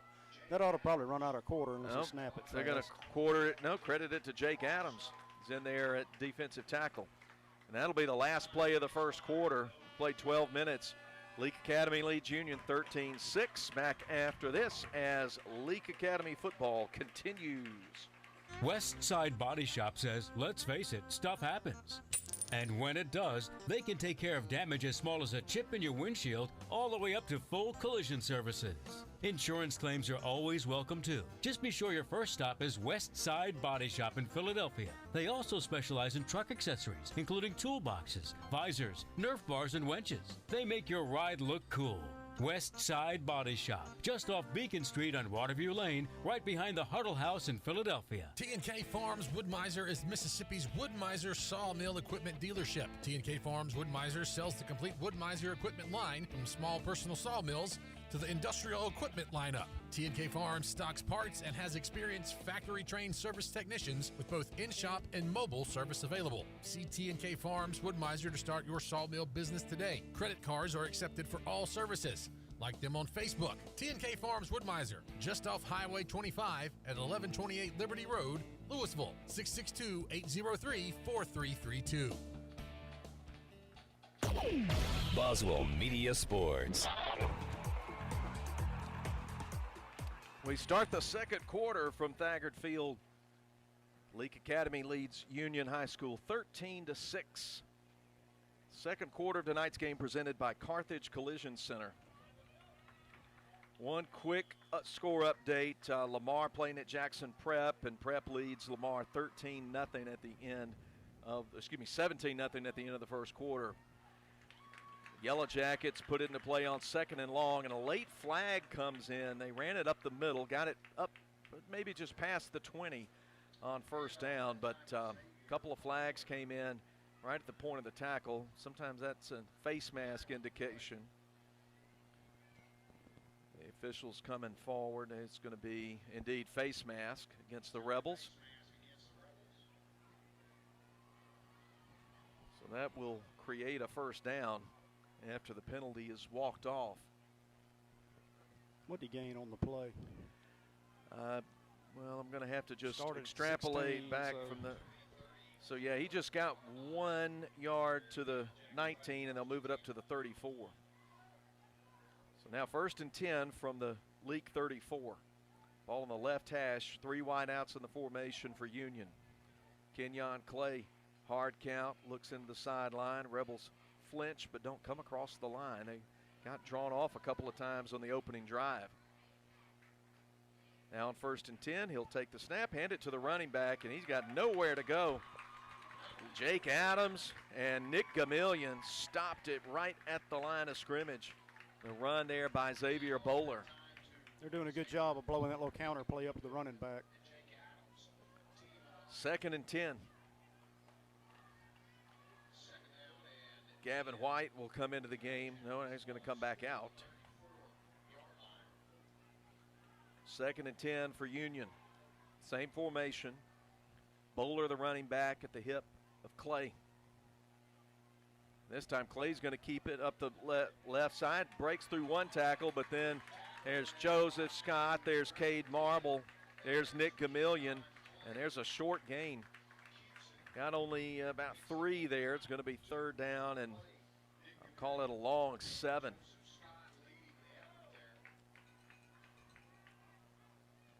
Third and long here for the Yellow Jackets. They've thrown a couple of short passes in the ball game, but nothing deep. Plenty of time on the play clock. Rebels lead at 13-6 here early in the second quarter. Snap back. Lefty throws it to the sideline complete. Jackson Freeney knocks the receiver out of bounds. It was Caleb Casey making the catch. But that's a 3rd down conversion for Union. They're going to have it up at midfield. Good, accurate throw, just zipped out to the sideline. That was just a good little hinge route out there on the back edge, timing pass. Receiver broke it off, the ball was there. From the 50, 1st and 10.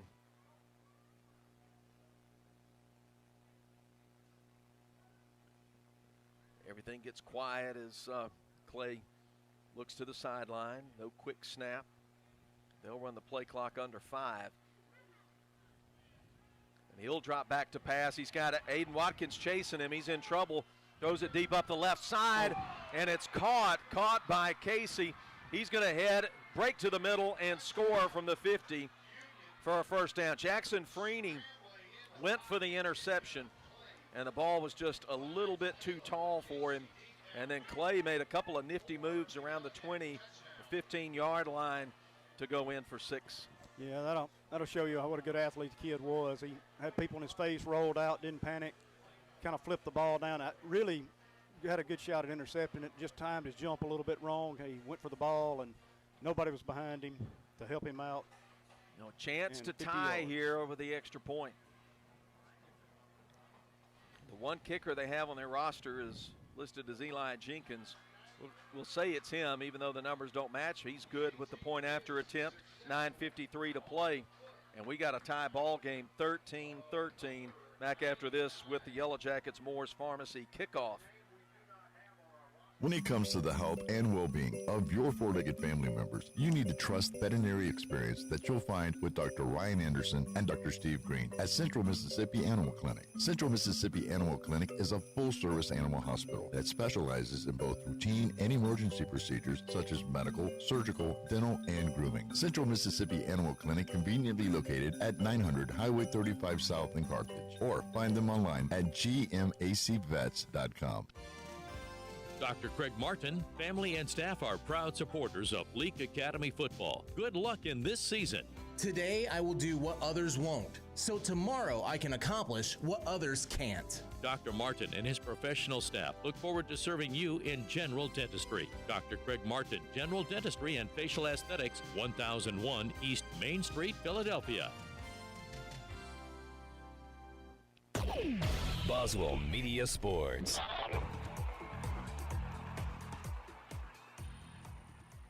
Philip Palmertree and Jason Wilcox at Thagard Field bringing you Leake Academy football. We've got the Yellow Jacket kickoff coming up after they have tied the ball game. 50-yard pass from Kenyon Clay to Caleb Casey.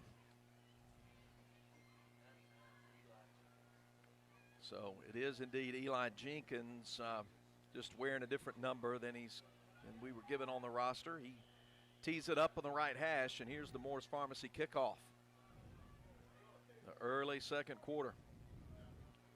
As the Rebels have Levi Brown and Riley Myers deep. They'll kick it to about the 25, and Myers will take it from there. Come across to the left side. Stiff arm a man. Come around the near sideline, and then be driven out around the 40, and then a flag comes in. I think it's going to be a late hit.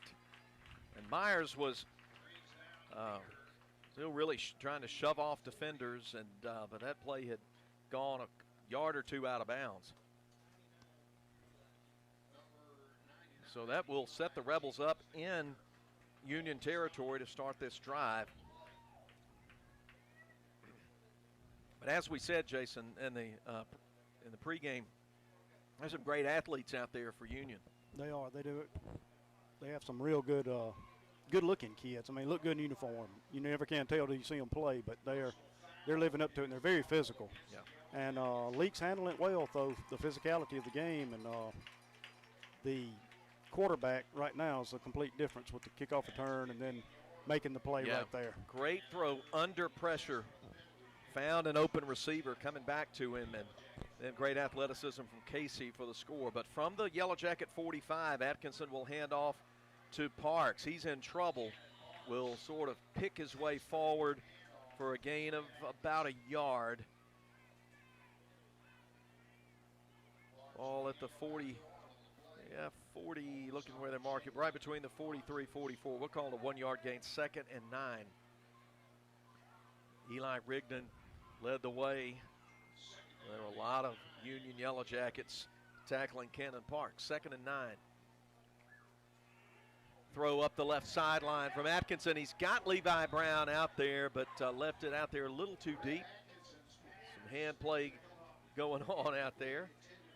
But No flag. 9:07 to play, second quarter. Second quarter presented by Carthage Collision Center, and now the Rebels have third and long. Had a step on him there. It's Cameron Jackson in coverage for Union. 3rd and 9 for LA. At the Union 44 in a 13-13 ball game. 2-by-2 wideouts. Look right, come left. Little screen underneath to Levi Brown at the 35 to 30. He puts on the Jets across the 20, and he's tackled around the 12-yard line. And that's a gain of 32 yards, or 33 by 32. Looks like they're going to mark it at the 12. Central Mississippi Animal Clinic first down. Great speed from Levi Brown. Yeah, the jailbreak screen has kind of been a signature around here for a long time. Ball at the 12, and it's 1st and 10 Rebels. And there's a flag that comes out. Looks like some early movement. Trying to go fast. I don't know if it's on them. Oh, go good. Leake looked like they did a little hurry up right there. And so that time it pays off. Got them to move. That'll move the ball inside the 10. Yeah, the play before the jailbreak screen on long down and distance play got a little tongue-tied, but it a lot of times you catch them with a lot of pressure, let them come free. Worked out just fine, and Levi did a good job. Showed a lot of speed right there, cutting up the field. First time I've seen him play in person this year, and he's faster than he looks on film. 1st and 5 at the 7. 3 wide out, split to the right. Handoff will go to Welch around the left side, but he's in trouble. Just trying to get back to the line. He's going to lose 1 or 2 as there were white jerseys everywhere around him. Rigdon was there along with Bowler and William Hewlett. So he loses a yard back to the, or let's see, where do they mark it? At the 9. So a loss of 2 on the play. The 2nd down and 7. Atkinson throws it quick to the slot man. Myers tries to turn around at the 5, but he's held up and then brought down. Same little play they ran on touchdown. Exactly. That was what I was just about to say. Same play, and Tristan Wallace held on to him, and William Hewlett came in and finished him off. That's the play the Rebels scored on just a couple of minutes ago, late in the first quarter. So 3rd and 4. All at about the 5-yard line. Really about the 6. And it's at the 6 of 3rd and 4. They got to get the 2, and they can move the chains again. Atkinson throws slip screen underneath to Brown. He gets through one tackler, and he's in. That's 6 for the Rebels. A little quick slip screen there to Levi Brown on the left side. Atkinson to Levi Brown for 6. Touchdown Rebels. Great job just stepping through the arm tackles there. Yeah, you can't blame Union for not having it well defended. They just couldn't make the tackle. So the Rebels retake the lead, and Cole Arthur comes on to kick the extra point. 19-13 with the point after coming up right here. So the Rebels answer and retake the lead. Andrew Tate snaps it back. Seth Martin puts it down, up, away, good off the toe of Cole Arthur. 7-11 to go in the first half. Rebels 20, Yellow Jackets 13. You're listening to Leake Academy football from Boswell Media Sports. When it comes to the health and well-being of your four-legged family members, you need to trust veterinary experience that you'll find with Dr. Ryan Anderson and Dr. Steve Green at Central Mississippi Animal Clinic. Central Mississippi Animal Clinic is a full-service animal hospital that specializes in both routine and emergency procedures such as medical, surgical, dental, and grooming. Central Mississippi Animal Clinic conveniently located at 900 Highway 35 South in Carthage, or find them online at gmacvets.com. Dr. Craig Martin, family and staff are proud supporters of Leake Academy football. Good luck in this season. Today I will do what others won't, so tomorrow I can accomplish what others can't. Dr. Martin and his professional staff look forward to serving you in general dentistry. Dr. Craig Martin, General Dentistry and Facial Aesthetics, 1001 East Main Street, Philadelphia. Boswell Media Sports.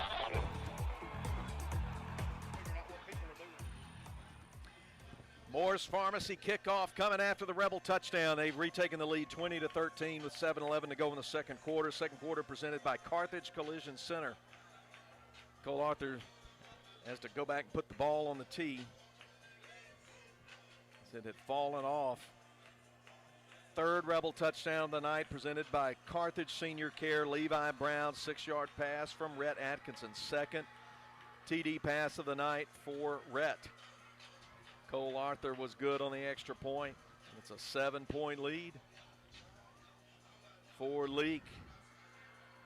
Kick in the air, end over end. It's going to go back about 7-8 yards deep in the end zone. No chance for Kenyon Clay to get his hands on it. But he'll just have to wait for the snap on this 1st and 10 play from the 20 to get his hands on it. And another good drive. The Rebels were helped that time with a short field, Jason. Yeah, penalty helped them out twice there, so we'll take it though. Yep, everything you presented, no reason to refuse any of it. 20-13.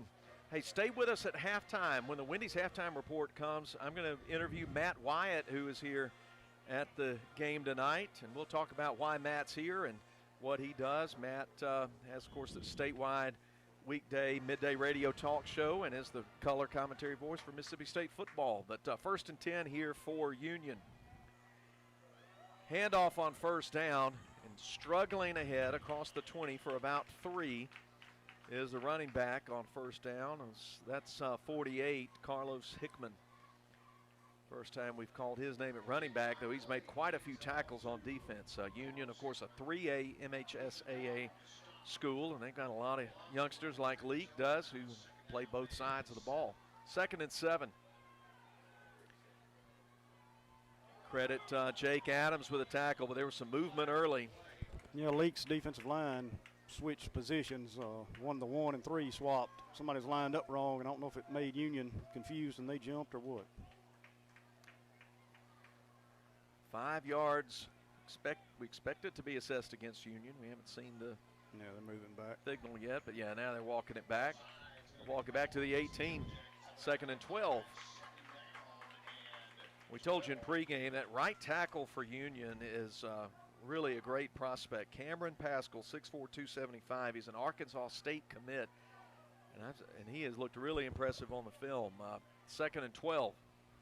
Clay looks into the sideline, has 2 men split out to the left, 1 to the right. Hickman, the running back, next to him in the shotgun. An H-back set to the right. Now he moves Hickman over. And did they get the play off in time? Doesn't look like it. Delay of game. So Union they've got the yellow pants, and the yellow flags have come out a lot on them tonight. They've hurt themselves with penalties, haven't they? They have. Of course, Leake Academy has also, but here in the second quarter, Union's just shooting themselves in the foot, seems like every play. Notice Leake Academy's going with no safety middle field. They're walking the safety down on that backside.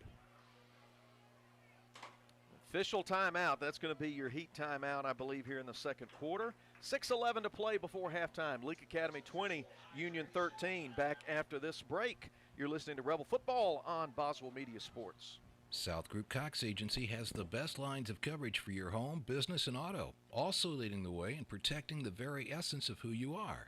This time of year, identity theft is on the rise. More than 8 million households will be hit in some way this season. South Group Cox Agency prevents hackers from destroying your life with credit monitoring and data protection, even expense reimbursement to cover costs incurred while reclaiming your identity.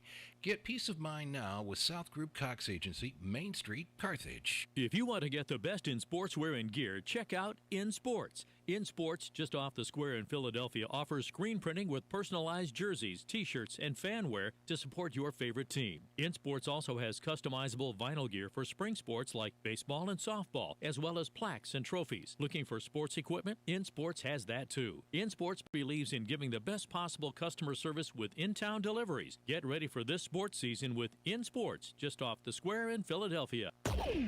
Boswell Media Sports. 6:11 to play before halftime. Diz Fit is the official wellness sponsor of Rebel football. Second and 17.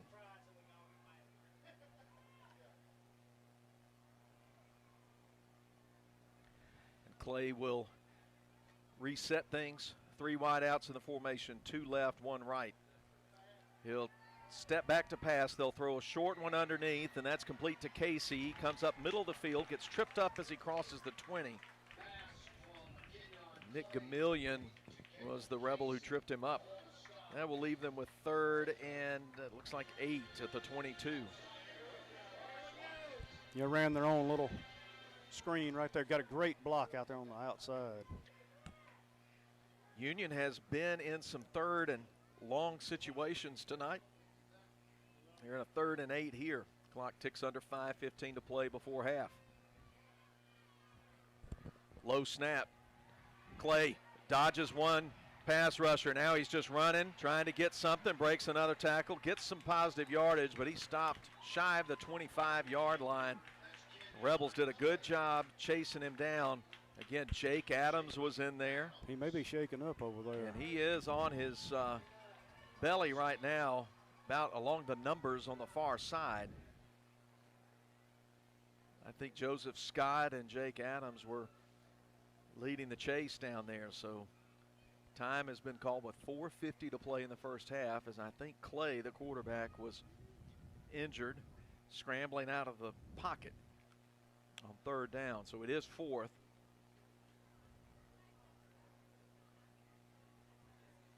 Second quarter of tonight's game presented by Carthage Collision Center. While we're waiting, Philip, just some first quarter stats. Leake, of course, held the ball most of the time with 21 plays. Rushed the ball 14 times for 70 yards, completed 3 out of 5 for 33 yards, and the TD.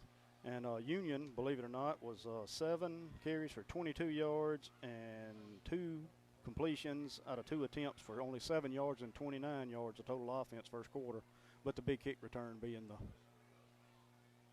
difference so far. And Clay is helped up to his feet, but he doesn't look like he's bearing weight on one of his legs. Well, you hate to like see his that. right leg. And he is going to the sideline, not putting weight on his right leg. So that's a big blow for Union. They're going to have to bring in another quarterback, or on the next time they have the ball, assuming that Clay is not available. But it's a 4th down play here, so they will punt it. You hate to see that. You do. That kid's fun to watch play. Yeah. I enjoy watching good football players play football, and he's a heck of a football player. He's done a little bit of everything tonight. Made tackles, thrown touchdowns, ran back kicks. Yeah. Just a throwback type player. Yeah, there's no question. He's one of the main attractions in Mississippi football in these parts. He was 2nd team All-State last year as a junior. That's right, and hopefully they'll tape him up and he can come back. I'm not sure. We don't guess what's wrong with him. That's right. That's not our job. High snap, pull down. The punter, Tristan Wallace, shanks it way up high. It hits at the Union 38 and will dive right in that vicinity. It'll be down at the 37. Flag on the far side, down around the 30-yard line.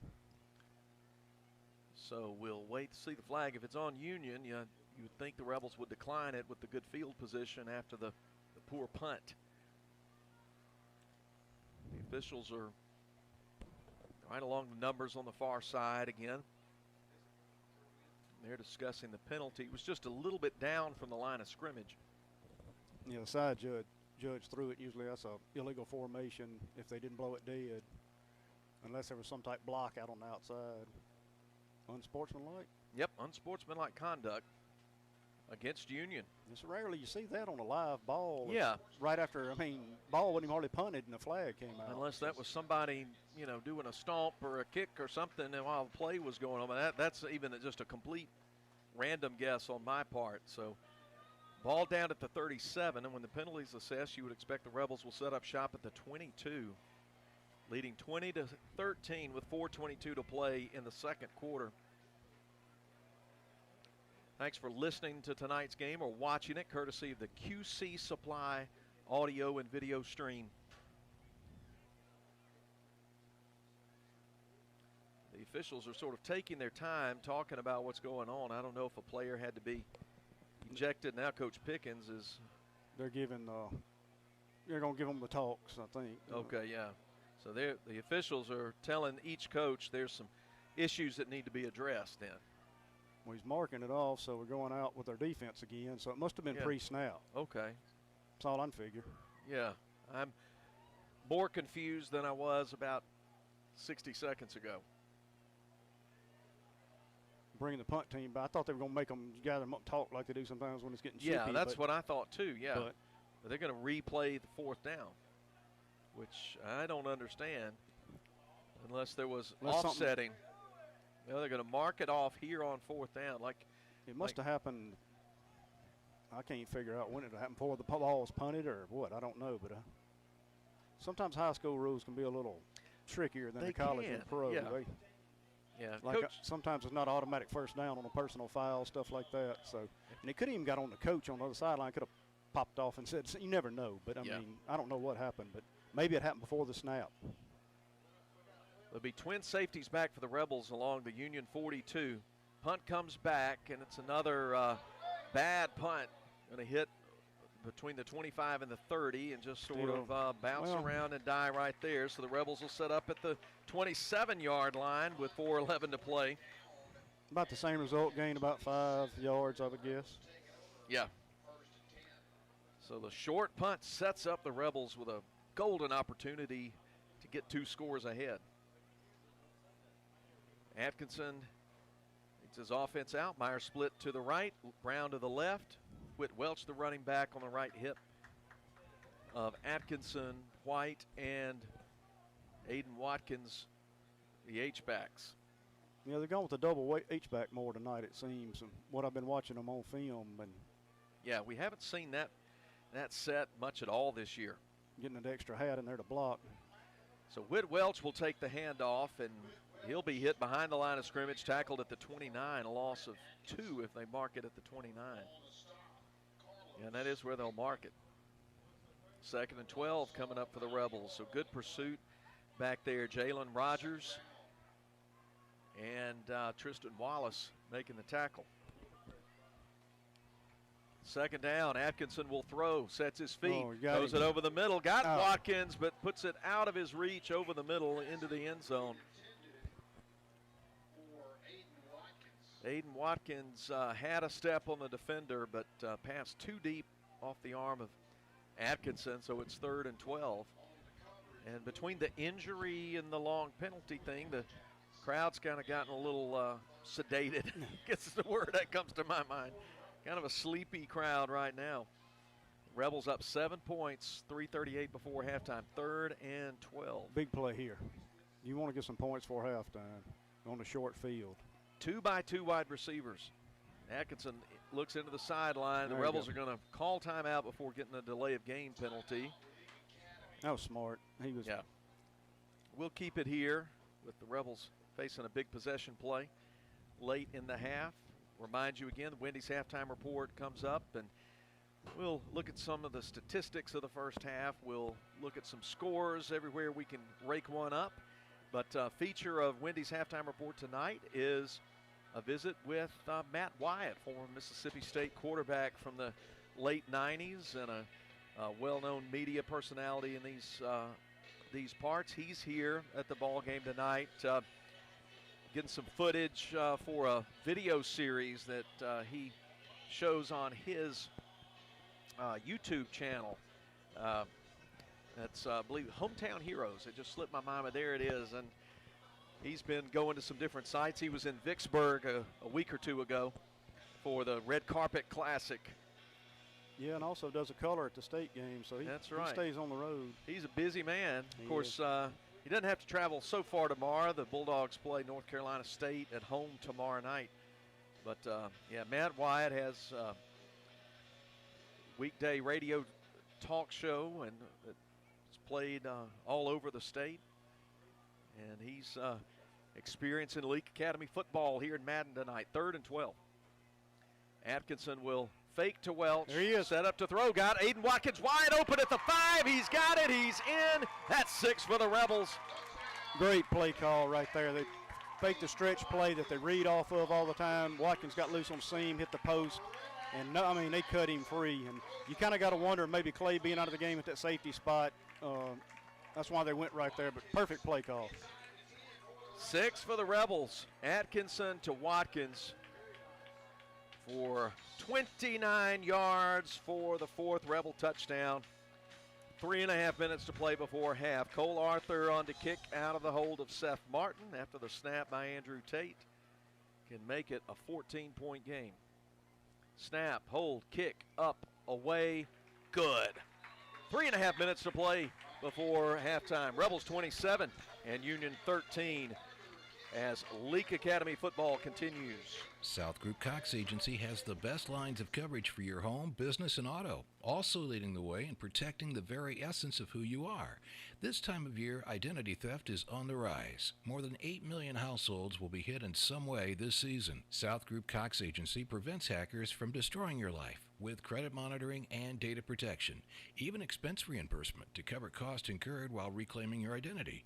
Get peace of mind now with South Group Cox Agency, Main Street, Carthage. If you want to get the best in sportswear and gear, check out In Sports. In Sports, just off the square in Philadelphia, offers screen printing with personalized jerseys, t-shirts, and fan wear to support your favorite team. In Sports also has customizable vinyl gear for spring sports like baseball and softball, as well as plaques and trophies. Looking for sports equipment? In Sports has that too. In Sports believes in giving the best possible customer service with in-town deliveries. Get ready for this sports season with In Sports, just off the square in Philadelphia. Boswell Media Sports. Philip Palmertree and Jason Wilcox back here in Madden. The Rebels have taken a 27-13 lead.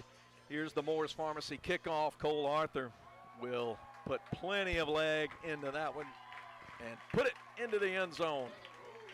Again, that's just a great defensive play. It doesn't sound like it, but at this level, like I said, if you can make somebody go consistently 80 yards without giving up the big plays, you're way ahead of the game, and that's just a weapon to have a kid that can put the ball out of the end zone.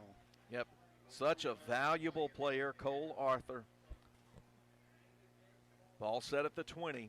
Rebels had a 3-play, 27-yard drive, and it was a 29-yard pass from Rhett Atkinson to Aiden Watkins for the touchdown up the left seam. Rebel first half touchdowns presented by Carthage Senior Care, and Udarian Hickman is at quarterback now for Union. He hands off but hit right away as the running back. He was trying to find something up the middle, but Cade Marble cut him down quickly after a gain of about a yard and a half. On the 21, 2nd and 9.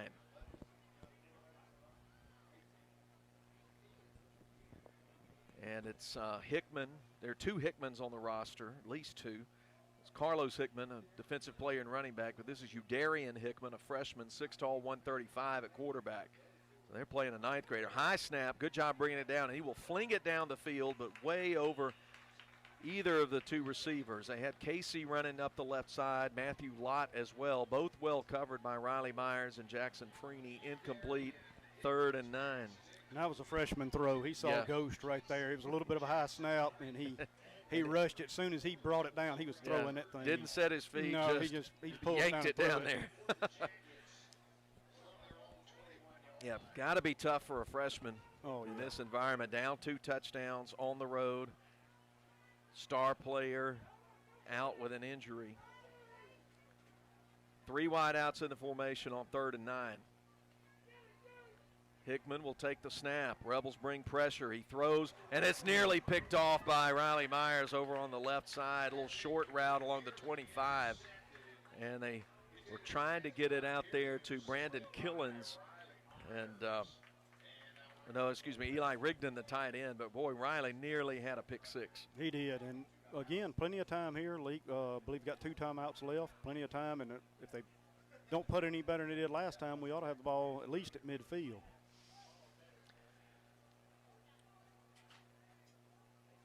It's got to be tough for that little freshman. You know, when he got off the bus today, he didn't think he was going to be playing quarterback, playing behind the Clay kid, as good as he is. So.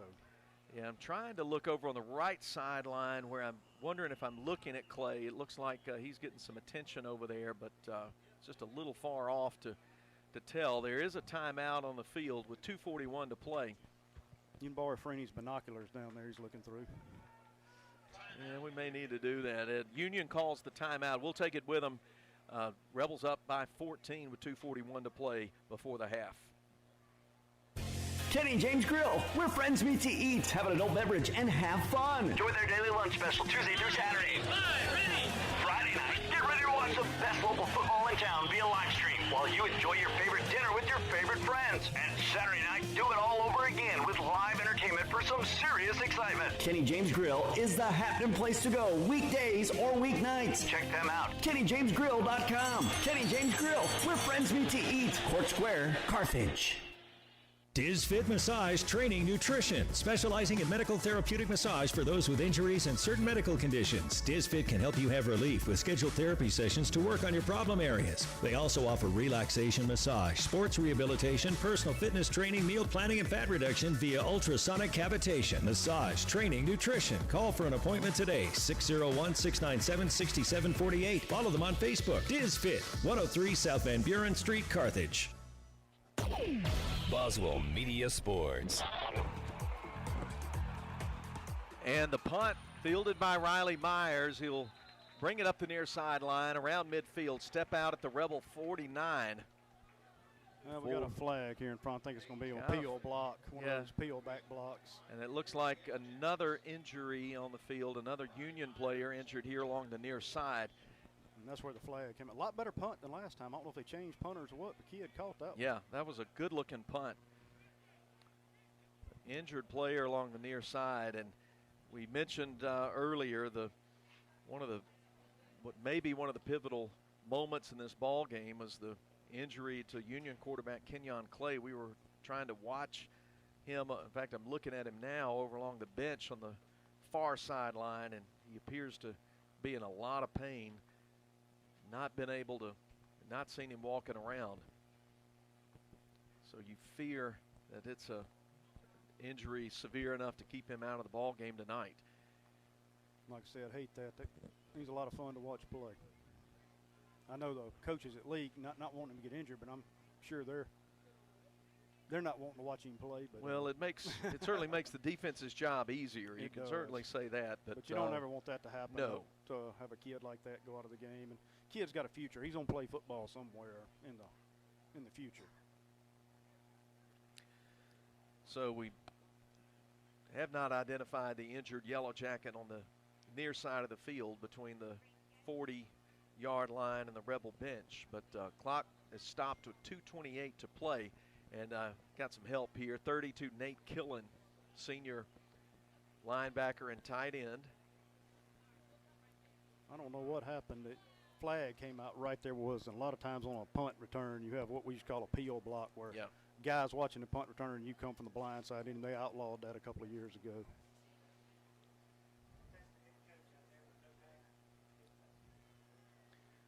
So we think the head coach, Jordan Wren, out there. Jordan Wren in his second year has a 10-5 record at Union. They've got Newton County up next week, so that's going to be a tough 4A opponent to take on. But Union went 9-3 last year, made it to the third round of the playoffs.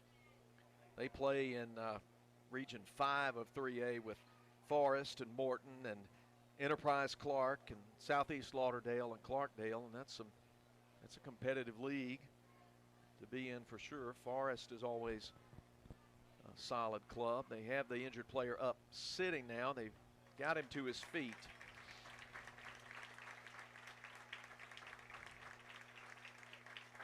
He's not started heading across the field to the far sideline. Rebels lead at 27-13.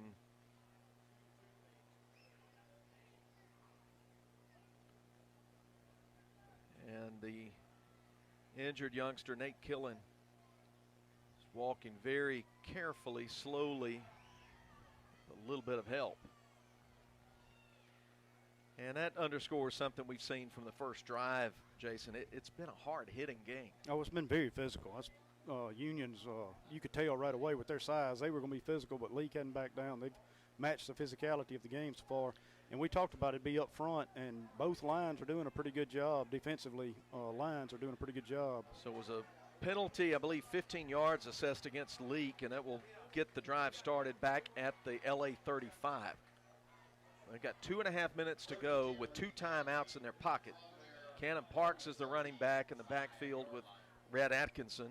I never saw him give a signal for that. Yeah, I didn't either. But I think you're right. It may have been the block. Did they get a signal for the penalty? So the Rebels will have 65 yards of real estate in front of them as now the officials put the play clock into motion.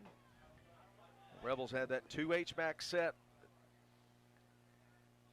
Parks takes the handoff right side up to the second level, to the 50, spun around and then spun down at the 47. Touchdown saving tackle by Kyon Harris as Parks got quickly to the second level, right up the gut. Picks up 17 and a first down. For Central Mississippi Animal Clinic, first down. Handoff Parks again, same play, same result, to the 30, and he's grabbed around the ankles, pulled down, that time by Tank Harrelson. Inside the 30, say the 27-yard line. Clock winding down to 2 minutes. It'll be under 2 when the ball snapped. Another Central Mississippi Animal Clinic first down for the Rebels. Riley Myers in at running back now. Usually see Myers take the toss, but now he's going to run it. Get forced to the outside and get surrounded, wrapped up, gang tackled inside the 20, but still a very good first down gain. Looks like 7 on first down.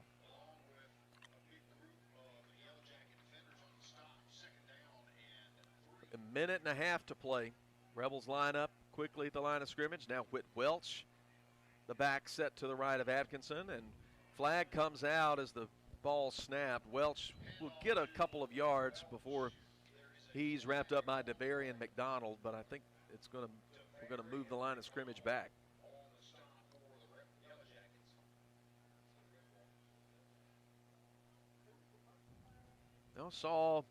I see something on both sides there, offsetting penalties. I was looking in the wrong area for the official. They're marking it off against the Rebels. Noticed, I was trying to get up with these stats. They were moving so fast here, but I noticed the first 2 plays, Union came out with a 3-man front. They'd been in a 4-man front all night. Changed to a 3-man front. Leake gashed it both times. So looks like they jumped back out of it and gone back to their 4-man front. I see 4 in there now. So the ball's back at the 25, 2nd and 8. So 5-yard penalty against Leake. Snap to Atkinson, throwing deep up the right side. Got a man there.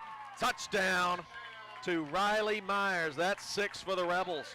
Riley Myers with his second touchdown catch of the night with a minute to play before halftime. Just straight up the right sideline, ran under it for the touchdown. Great pattern, just a go route or fade route down the right sideline, perfectly thrown that time. We didn't overthrow him. He had to step on him the whole way.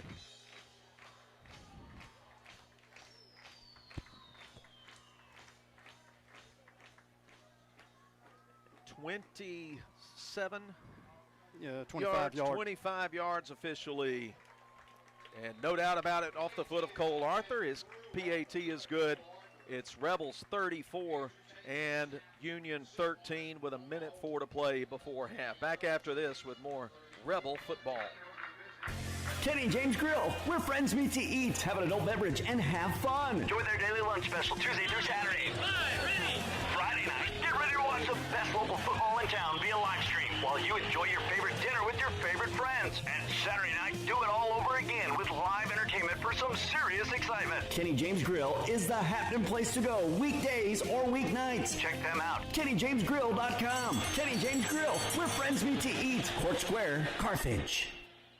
DizFit Massage Training Nutrition, specializing in medical therapeutic massage for those with injuries and certain medical conditions. DizFit can help you have relief with scheduled therapy sessions to work on your problem areas. They also offer relaxation massage, sports rehabilitation, personal fitness training, meal planning, and fat reduction via ultrasonic cavitation. Massage Training Nutrition. Call for an appointment today, 601-697-6748. Follow them on Facebook. DizFit, 103 South Van Buren Street, Carthage.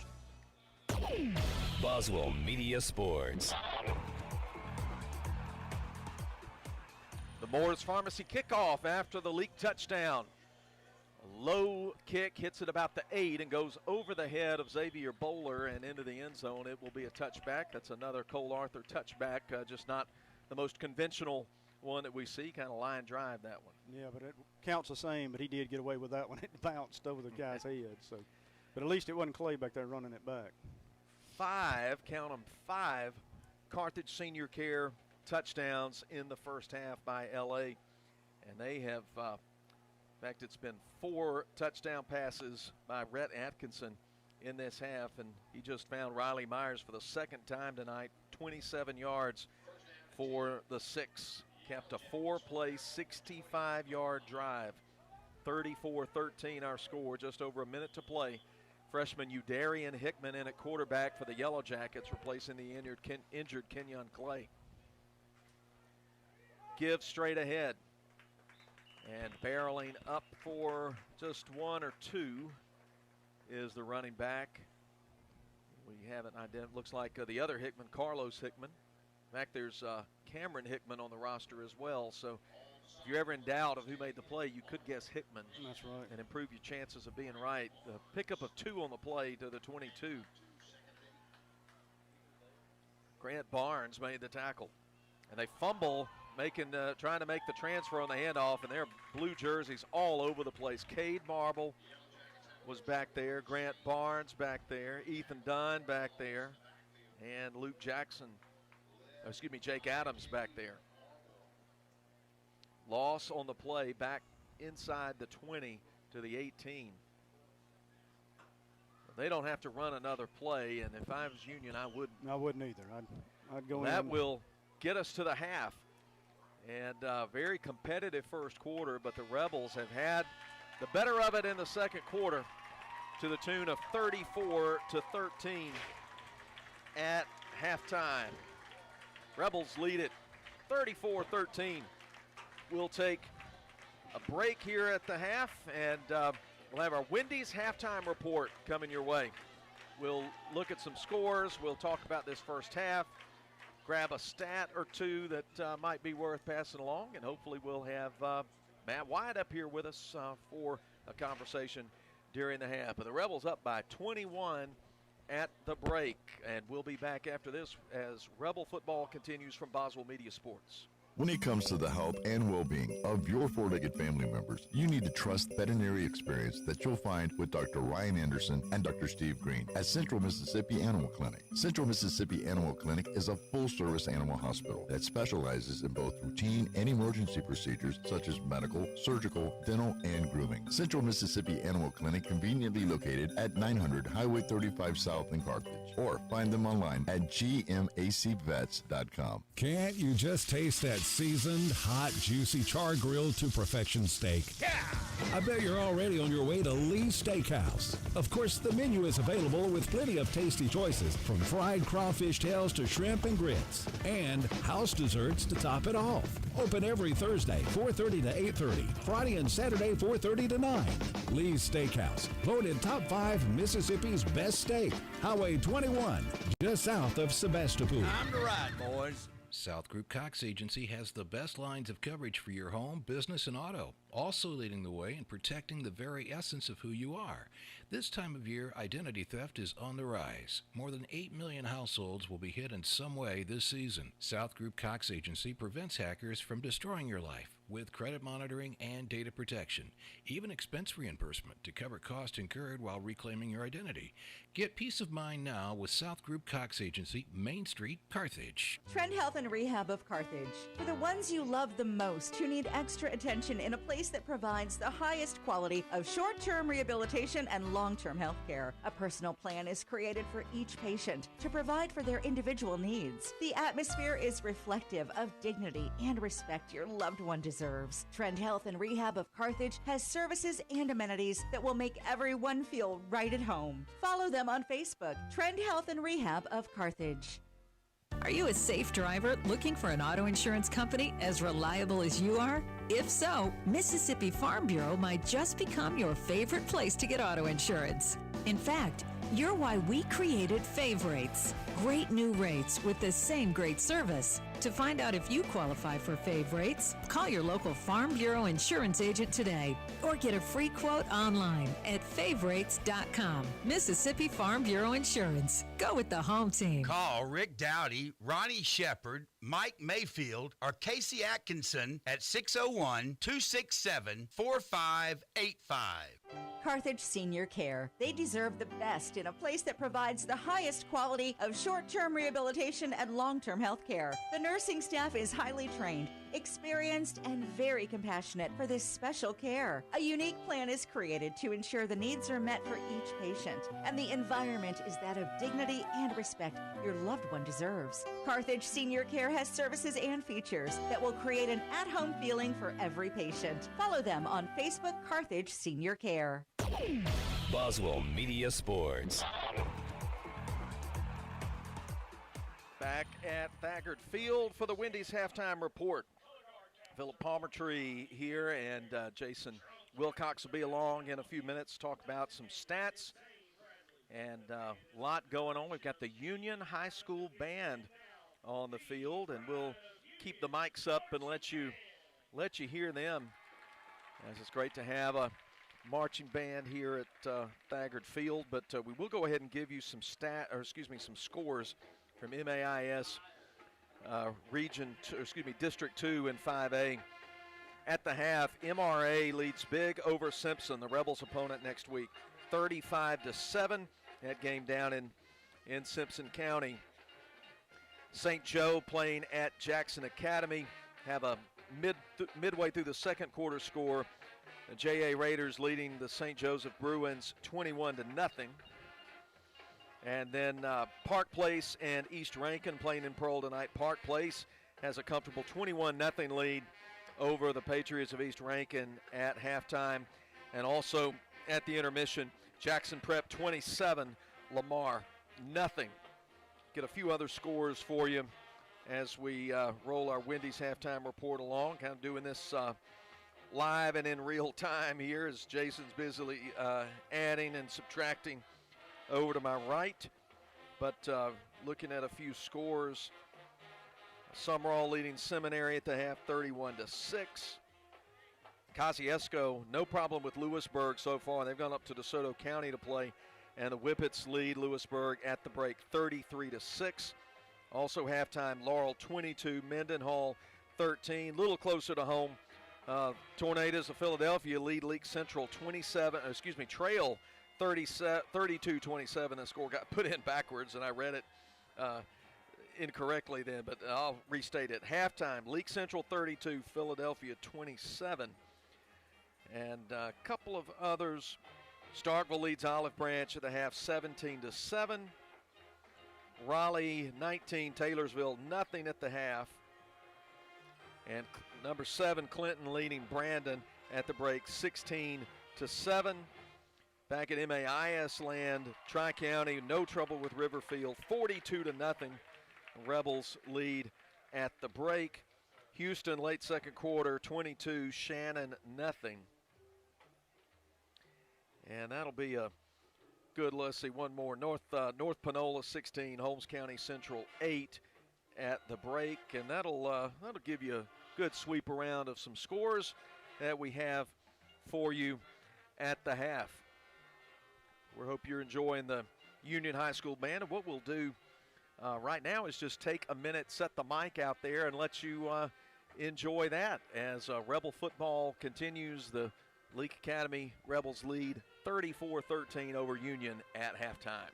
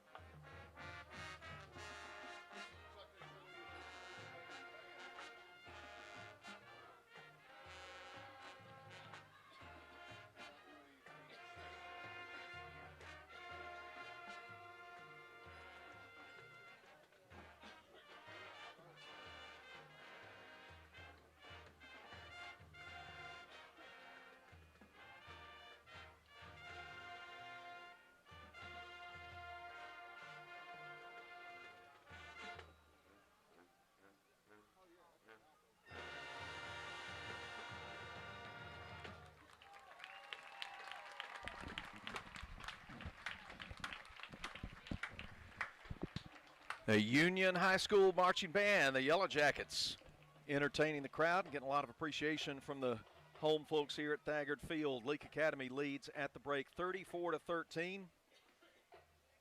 Off a strong first half. When we come back from the break, we'll talk about how we got to 34-13. We'll let Jason tell you about some stats. We got all that and more coming as the Wendy's halftime report continues. Piggly Wiggly in Carthage is cheering on their Leake Rebels. When you don't have time to prepare food, they do.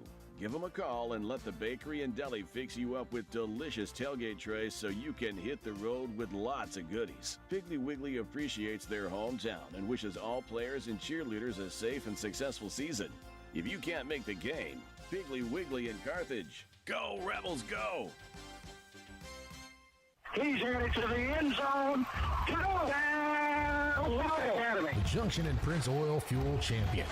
As you travel to the game, shop and fuel with people who are invested in your community. 60 years of fueling Central Mississippi and champions like Leake Academy. Locations are all over Mississippi. Carthage, Philadelphia, Oxford, Ridgeland, Scuba, Louisville, Newton, and Union. They also do catering. So be sure to put some Junction in your next function. It's the Junction and Prince Oil.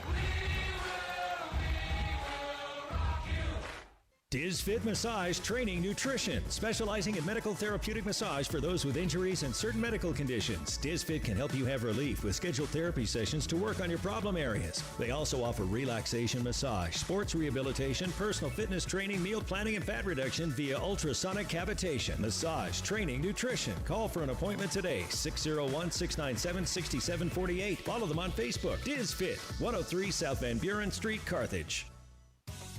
Buyers Furniture in downtown Philadelphia can make your kitchen dreams come true in 2021. Smart refrigerators, dishwashers, ranges, and microwaves make cooking easier and more fun than ever. GE makes large washer tubs and high RPM spinouts, so doing laundry with a new GE pair is faster than ever. Whether it's your kitchen or laundry room, Buyers Furniture and GE are your one-stop shop for all your appliance needs. Buyers Furniture, 319 Bird Avenue in downtown Philadelphia, serving you since 1953.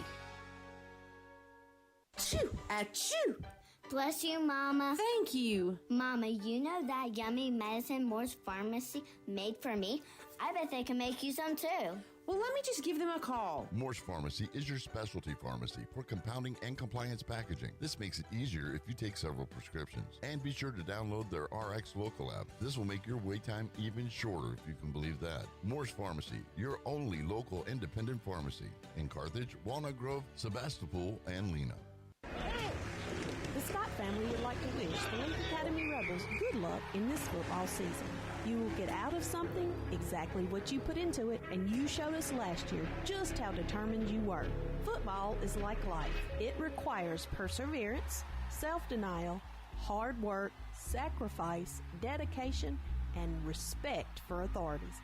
So set your goals high and don't stop till you get there. Make it another great one to remember, LA Rebels. Boswell Media Sports.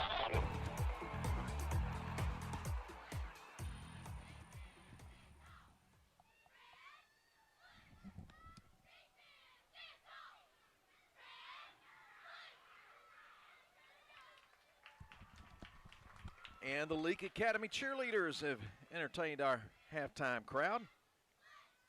34-13, Rebels in control after one half of play. And you're inside the Wendy's halftime report.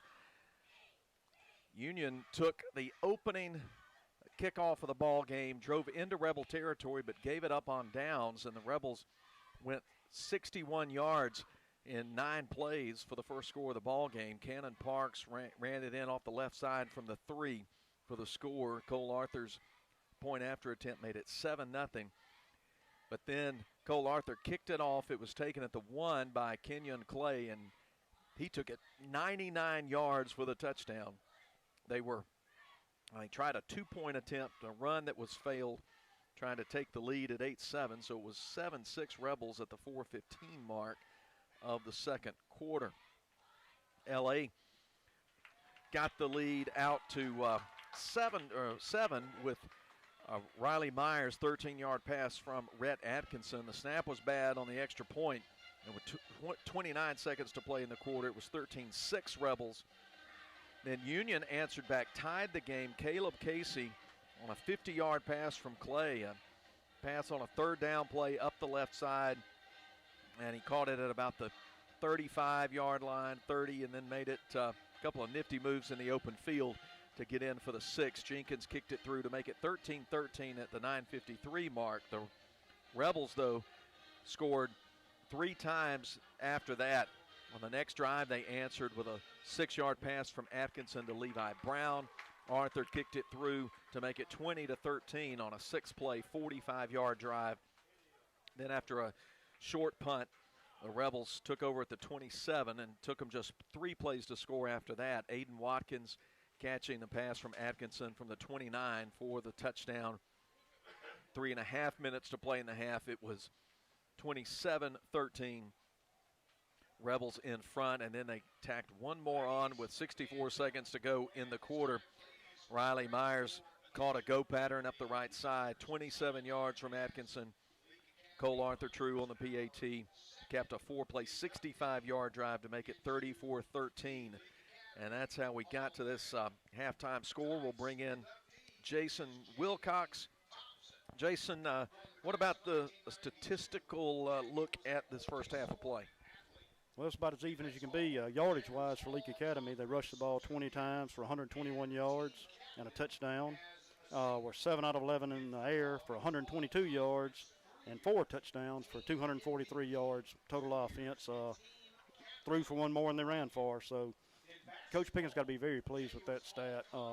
As physical as this Union, I'd almost call them Newton, this Union team is, to be able to open the holes and be able to run for 122 in one half and then to protect good enough to throw for that. And then defensively, you take out the 2 big plays, of course the kick return, and then the long pass. Union was 16 out of 31. Rushed the ball 16 times for 31 yards, and then had 7 out of 9 passing, but only 66 yards, 50 of it coming on one play, the long pass from Clay, and kickoff return from Clay. So just if we can – you hate to see Clay go out of the game, but he was all the offense they had and a lot of their defense, it seemed like. Yeah, and you have to say a big part of the story of the first half of tonight's ball game, a couple of things you mentioned, you touched on 2 of them. One has been, this has been a physical ball game from the opening series, and the size of Union has not intimidated the Rebels at all. They have not backed down. They have answered physicality with physicality. They have, and Leake's not small up front. They got some big boys too, and maybe not quite as big as Union, and especially at certain positions. But yeah, they haven't backed off one bit physically, and I didn't expect them to. This program, I was here kind of when Brian came in and started building this, and a lot of it's in the summer workouts, the weight room and all that, and the way they practice and the way they play, and I know they hadn't changed that. And there's a lot of pride over here now. Couldn't say the same when we first started over here. used to kind of getting kicked around a little bit by folks, but they expect to win, and they're not going to be intimidated by anybody. And in the state championship game, that was about as brutal a physical game as you could have gone through last year. So there's nothing they're going to see this year that did that. And even Jackson Academy, who had college players all over the field, we just wore down depth-wise. You know, we didn't back down the physicality. They didn't whip us at the line. We didn't whip them. They didn't whip us. Just good, hard-fought game. And then there at the end, we just kind of gave out a gas and let them have the little two late touchdowns, make it look a little worse than it was. The other big storyline in the ball game is the injury to Kenyon Clay. Oh, yeah, that was massive for Union, and you hope it's not a season-long type deal. They're coming back out on the field. I don't know if we'll see him or not. But with a game like this, I don't know if you play him when you're getting ready for district play, if he's got even if he thinks he can go. So it'll be up to them, but hopefully he'll be back next week, and it's nothing too serious. Yeah, and what you fear if you're Union is that last segment, about last 3-4 minutes of the first half, what you're hoping if the Union coaches, you didn't see your guys kind of lose that fight. Yeah, you never want to see kids give up and fight. And I'm sure they talked about that at halftime. Yeah. You play for pride. You come over here in the summer and you do the workouts, and you just don't look at the scoreboard. Just play the game, enjoy playing the game. And I used to try to tell kids when I coach that, hey, this is the best time of your life. You know, not many times in the rest of your life are people going to show up and cheer for you. So go out there and play and have fun. Don't look at the scoreboard. Just go play. Yeah, and we certainly wish the best to Kenyon Clay. Hope that injury is minor, and hope he's able to bounce back very soon and come back to full speed soon as possible. But we're moving on in our Wendy's halftime report. Made you a promise of Matt Wyatt. I think Wyatt has stood us up here. I'm going to get on him about that. He's probably Philip Prince has got him down there driving him nuts, and he may have already left. All right, you heard it right there from Jason Wilcox. But we were expecting to have Matt Wyatt on halftime with us, but no show for that. But we'll keep our Wendy's halftime report rolling on. And Rebels lead at 34-13, and they have dominated. There's just been two big plays for Union that got them on the board. The 99-yard kickoff return by the now injured Kenyon Clay, and then a 50-yard pass from Clay to Caleb Casey right from midfield. And in fact, that time we had a tie game. We thought, boy, we're gonna really see a barn burner, but the Rebels have taken it up a notch since then. Well, special teams have been a factor. Like we said, Arthur kicking the ball in the end zone, and they had a short punt, gave a short field a couple of times, and then penalties. You know, Union hurt themselves one drive right there when the game was still close, so penalties actually kept Leake in the drive because they were facing some third and longs, and they got them out of it.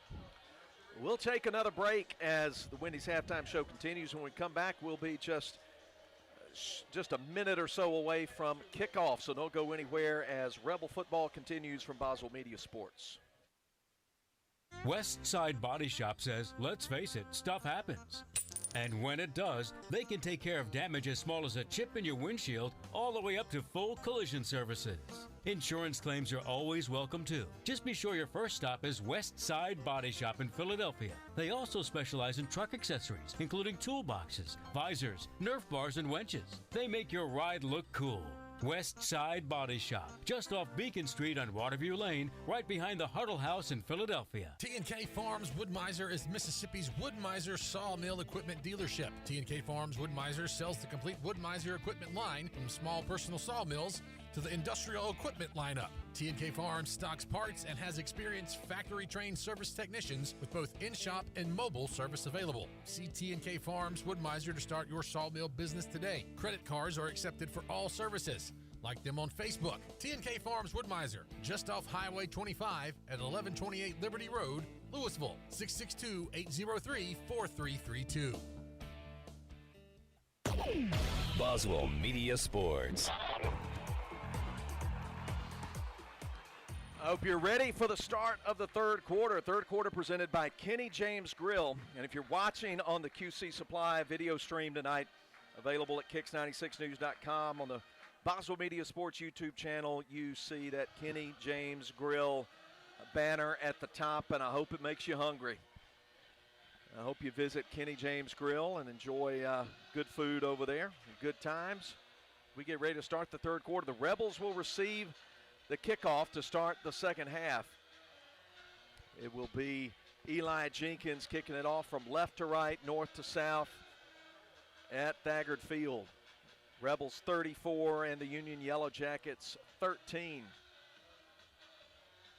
Levi Brown and Riley Myers, twin safeties, deep at about the 15-yard line. You always like to have a big lead. And then come out of the halftime and get the ball. And now if you're Leake, vice versa, what we were talking about, you don't want to have any type of letdown. Let your foot off the gas. You got to keep playing just like it's 0-0.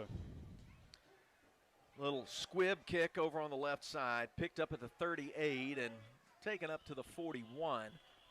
31. That's Bryce Watkins. Sometimes I have Watkins recognition syndrome. Well, they're first cousins. Problems, so they're first cousins there. So I think I was batting 1,000 before that one. I feel like I'm getting better every week. I knew going into this season, learning this roster, that recognizing my Browns and my Watkins and my Scotts was going to be a challenge. All good Leake County names there. So the Rebels set up just a step past the 40. We'll call it the 41. Whit Welch at running back. The left hip of Rhett Atkinson. Levi Brown split to the left. Riley Myers to the right. Whit Welch takes the handoff, and he just has to fight to get back to the line of scrimmage. He was wrapped up from behind by Jalen Rogers. No gain on first down. In fact, he's about loss of a half yard, but 2nd and 10 works for me. Opening minute of the third quarter. Glad you're with us on Cruisin' 98, the Cruisin' 98 mobile app, or the audio stream at cruisin98news.com. 2 H-backs, 2 wide receivers. Welch, handoff, breaks through, gets to the 45, and then heads out to the numbers. He's brought down by Kion Harris at the 47. That's a 7-yard pickup. Good cutting back. Yeah, very good. Leads broke the arm tackle. You're not able to arm tackle Witt. He's a solid little kid there, and he runs hard.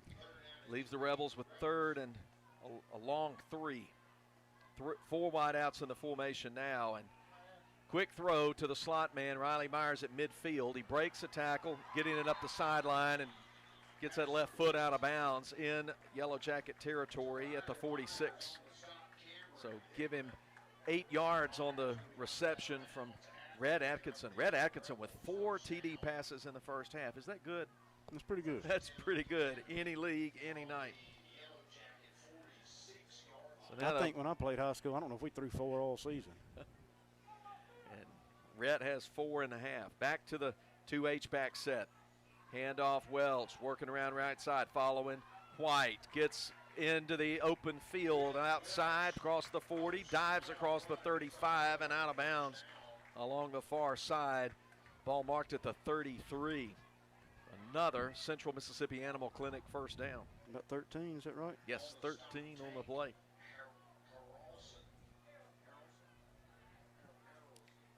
Third quarter presented by Kenny James Grill. The Rebels have come out, taking the opening kickoff from the 41 they're on the march. Ball at the right hash. Welch again, this time left side, following Aiden Watkins, who puts a nice block across the 25, and he's clipped down at the 24. Goes down hard, was hit from behind, looked like he fell right on the football. He's going to get up and got a divot in his face mask there. But he picks up another Central Mississippi Animal Clinic first down in the process. Tackled at the 21. Or 22, excuse me, the 22, 1st and 10, Rebels. Cannon Parks now running the same play to the right side, up the seam. And he's going to be run down in the neighborhood of the 10. Picks up 10. That's another first down. The Leake's just imposing their will now. They found something they like on that little play with these 2 wing backs or H-backs, whatever you want to call them. And just pulling the guard around and following the backs. And the backs following the blockers. This time left side, Cannon Parks doesn't get much, a gain of a yard before he's wrapped up. And looks like Tristan Wallace and Carlos Hickman on the tackle. 9:43 on a ticking clock, early third quarter. Rebels up 21 and driving now in the red zone. 2nd down and goal at the 8. So they say that series starts inside the 10, so 2nd and goal. sticks her down. Brad Atkinson will keep it himself at the outside as Riley Myers blocking for him. He goes for the pylon, and he's knocked hard out of bounds. But he got it across. That's 6 for the Rebels. An 8-yard run from Rhett Atkinson. The Rebels extend the lead. Good job right there. They faked the play they've been running.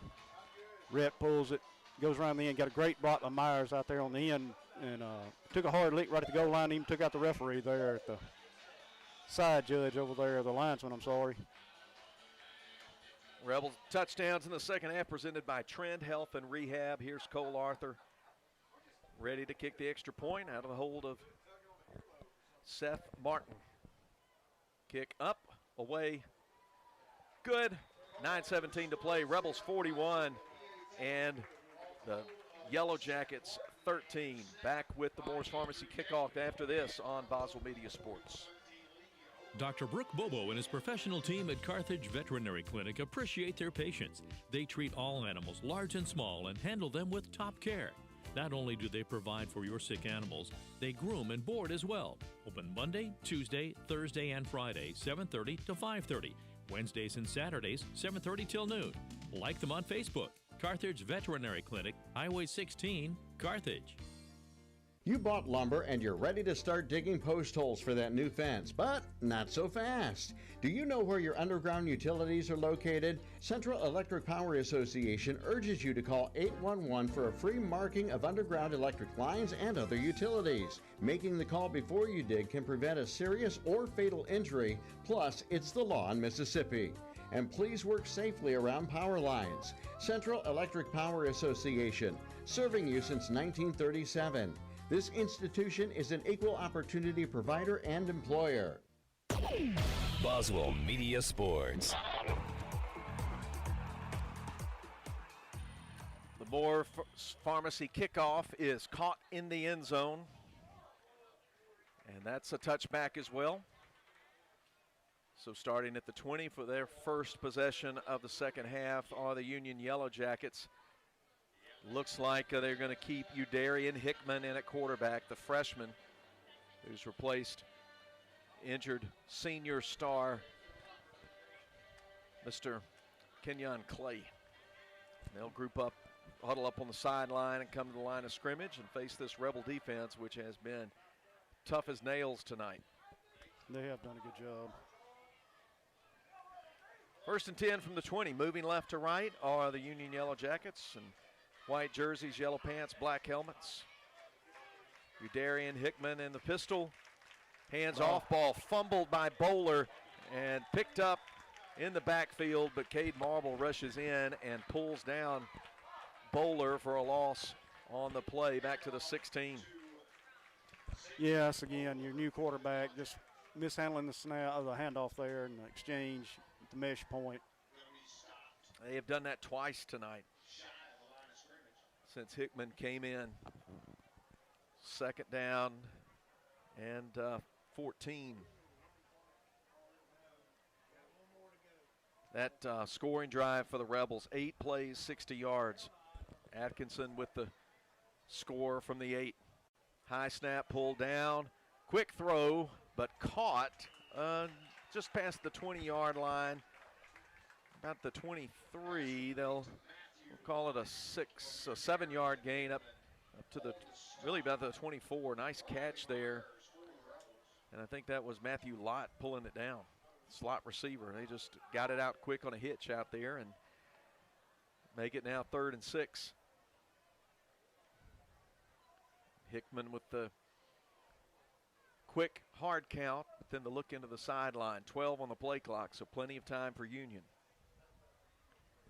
And he will go on play action, lofted up right side, but it's going to be intercepted at the 45 by Jake Brown. He'll be wrestled down right there by Lott. And there's an INT for the Rebels. Jake Brown's first of the 2021 season. Yeah, he just kind of threw that up on the sideline, hung it up.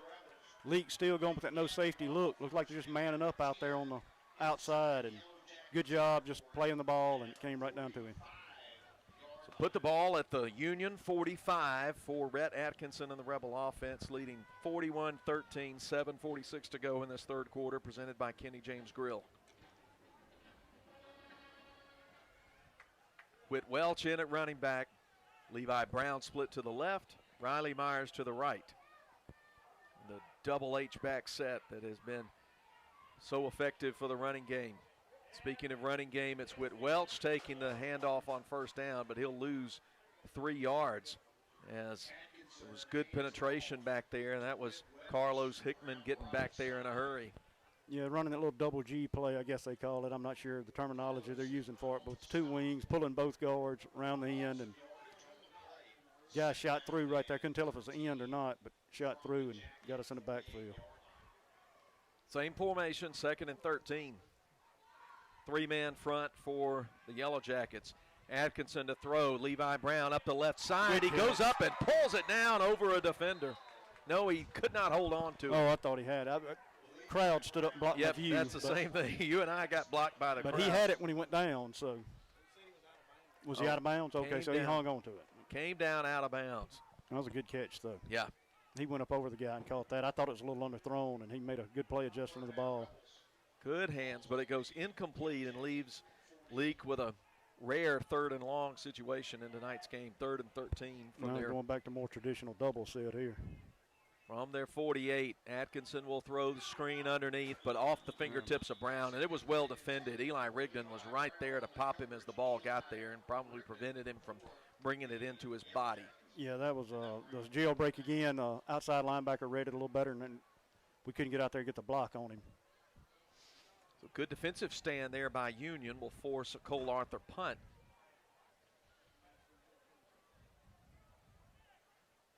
Ball set at the 48 in Union territory. Arthur's ready, stands back at his own 37, punts it away, no pressure. And it's going to be caught at the 14, taken up this side by Harris, and Harris will reach the 20 before a couple of Rebels bring him down. Dennison Late Adams. flag. Yeah.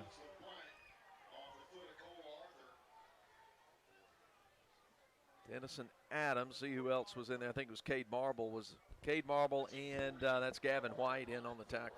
I think that's Leake's first punt of the night. It was. So, and then I missed what the flag was. It's kind of on the tackle, so you assuming it's a face mask or a late hit or some face mask. There it is, yeah, face mask against Leake. I thought I had missed the signal from the official. But and it's the 5 yard. I forgot they still have the 5 and 15, I think, in high school. So it's not. So it's not the personal foul variety. Inverted, whatever they call it. Yep. 6:47 to play in the first half. Rebels 41, Yellow Jackets 13.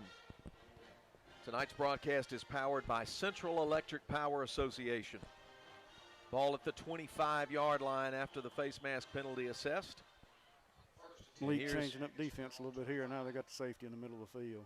They've been walking him down on the outside. Probably just a little bit of a going back to more base defense. And the run goes straight ahead. Carlos Hickman on the carry. Gets a good gain on first down, but there's some pushing and shoving after the play. One of the Union offensive linemen really getting after it with Jake Adams. The gain was 6 on the play, and I think we're going to have a dead ball penalty right now. Let's see, where we start on the 25? 25 up to the 31, so it would be 2nd and 4, but penalty coming up.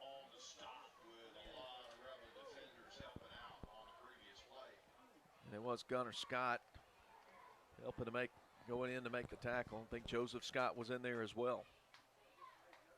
The officials are still talking right in the middle of the field along the 30. And we'll inform the coaches on what happened. It is a personal foul against Union, personal foul against the Rebels. The penalty's offset. Waste of time. So that was just what I was thinking. I've never understood that. If they both do it, just fuss at them and say don't do that anymore instead of wasting the time. But now they're walking it back. 5 yards. Not sure why. I don't understand that because they gained positive yards on the play. Well, they're going to replay the down. I guess I'm going to say it happened in the course of play. So, okay, live ball penalties offset, and that's replay the down. Replay the down is what they're going to do. I thought they called it dead ball. I did too. Sounded like the whistle blown before the flag came out. All right, they're going to walk back up here. No. Now they've changed their minds. Will be a 6-yard gain or a 5-yard gain or whatever. They decide to make it a 5-yard gain to the 30. Union lost a yard and all that. So 2nd down and 5. Yeah, we're just going to, again, it just wasted time. We could help them so much if they would let us. That's right. So with 2 wide outs to the left, 1 to the right, pistol set, handoff is Hickman, and he's hit at the 35, but twist ahead, falls up to the near the 38. Now another that's going to be on play. Leake, I think. I'm afraid they were back here in the backfield wrestling around, and looked like Riley Myers in on the tackle along with Gunnar Scott. Could be is that a hold on the defense?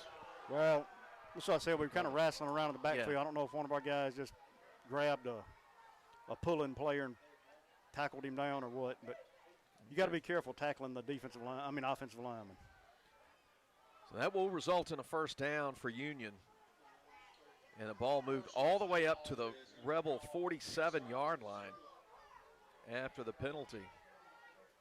So Union gets into Leake territory for the first time in quite a while. Getting some shouts from the crowd. Yeah, they don't like it. I don't think they were looking back there where I was, though, because I can't argue with it. 1st and 10 from the Rebel 47. Hickman, the quarterback, takes the snap. Going to keep it around the left side on a busted play, and he's pulled down from behind. That's going to be a horse collar. Every ref on the field threw the flag on that. Horse collar. It's been a while since I've seen that many flags on the field at one time. I think it was Cade Marble who got him right behind at the back of the head and the back of the shoulder pads, I should say, and yanked him down from behind. Everybody in the stadium saw that one. So now more flags come. So something may have been said or happened after the play. I don't know if this game's getting I don't know if ragged in a hurry. If he threw it on somebody else but a referee did pick his flag up that he'd already thrown and threw it back toward the Leake side of the line of scrimmage. And Gunnar Scott's coming off the field, and he's unhappy. Unsportsmanlike. After that. Well, after the play, that's going to be 30 yards of penalties. And Coach Pickens really let the officials have it. One. Now he gets the flag, and so sometime we may have the ball set in the Joe Shepard gym before long at this rate. There were 3 15-yard penalties on that play. Of course, that last one would be a half the distance situation. Yeah, they're going to really have to talk about this one now. But so to recap what's happened. A quarterback keeper around the left side, stopped at the line of scrimmage. Horse collar tackle was the call against the Rebels. Then there was a dead ball personal foul against the Rebels. Then an dead ball unsportsmanlike. Then a dead ball unsportsmanlike against the bench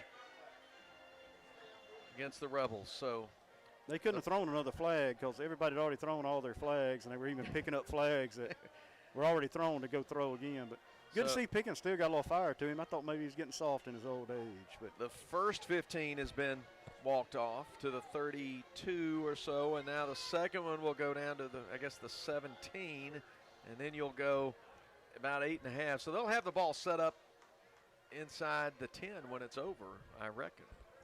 I don't think in the whole time of the 11 or 12 years I coached with him, I ever saw him actually get one. He borderlined it, so he may have got the first one that I'm ever aware of he got tonight. Well, I've been he deserves some. I think they let him slide at times. All right, I've been around I've been wrong a lot tonight, but I'm right about that one. It looks like 1st and goal from the 9. Yep. After the 3 penalties.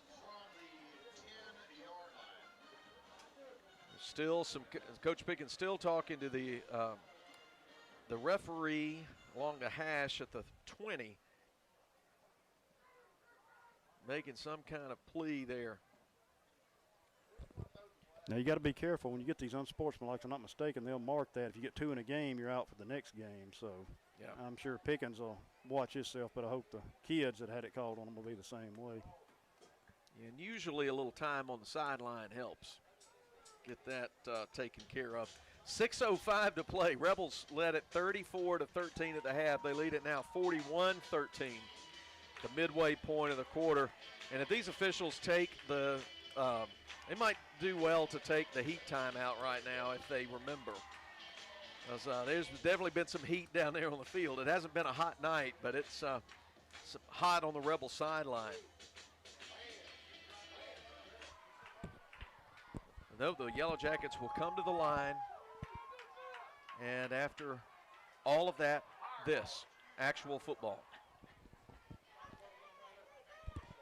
6 minutes and change to play. Left hash, 1st and goal from the 9.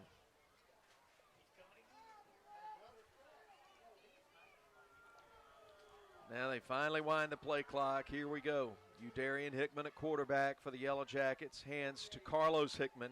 He will break through 1 tackle, 2 tackles, go inside the 5, and carry some tacklers down in the neighborhood of the 2.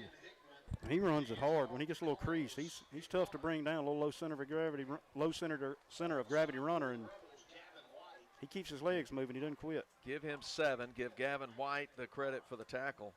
But there were a lot of Rebels there. Ethan Dunn in there along with Riley Myers, but Gavin, the one who just wouldn't let go. 2nd and goal from the 2.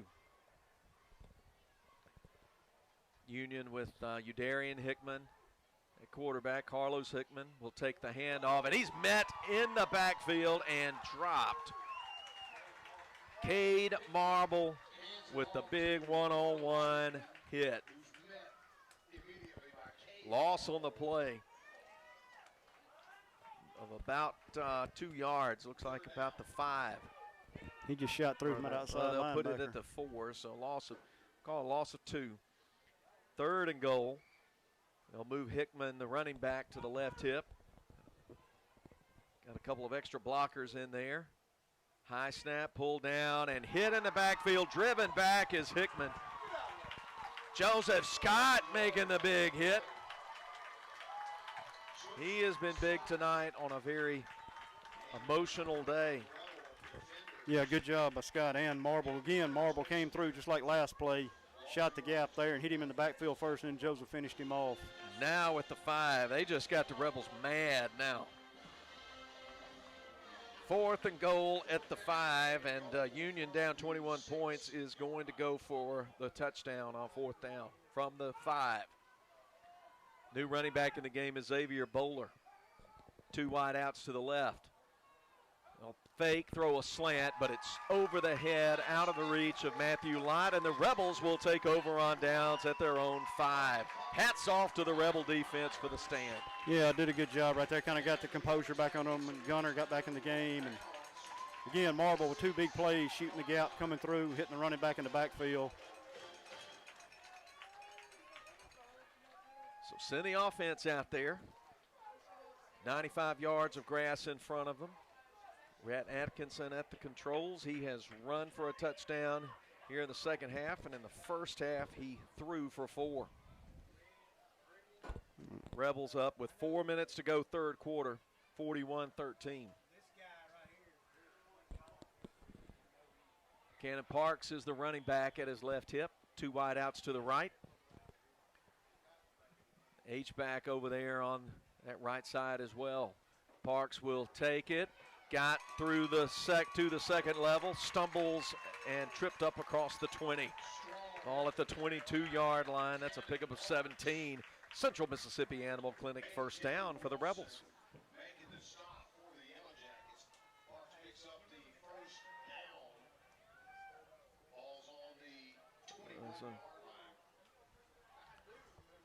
They come to the line, ball more or less in the middle of the field. Hand off again to Parks. He will go in, burst it outside, get the first down, stay on his feet across the 35, and get to the 40 before he stood up and pushed back. Well, that's some hard running from Cannon Parks. Yeah, he broke some tackles there, ran through some people, kept his legs going. Not a very big kid, but he runs very hard. And Jermaine Pickens was the one who finally stood him up at the 40-yard line. The Rebels just gashing Union here late in the third quarter. Gannon Parks will come out of the game. Whit Welch will take his place. Got Brown split out to the left, Levi Brown that is, and Riley Myers to the right. Hand off left side to Whit Welch, and he will lower the shoulder, get 3 on first down.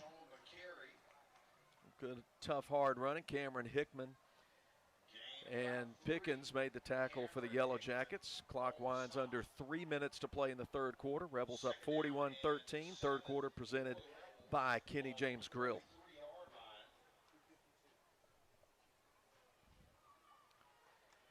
It's a performance therapy reset for you tonight.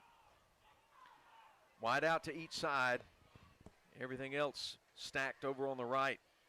Again, with 8 lined up in the box. They hand it off to Welch again, and he doesn't get very much as Tristan Wallace forced his way in there and stopped him along the 43.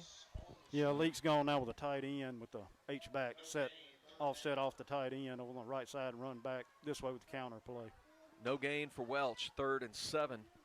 Rebels need to get to midfield for the first down.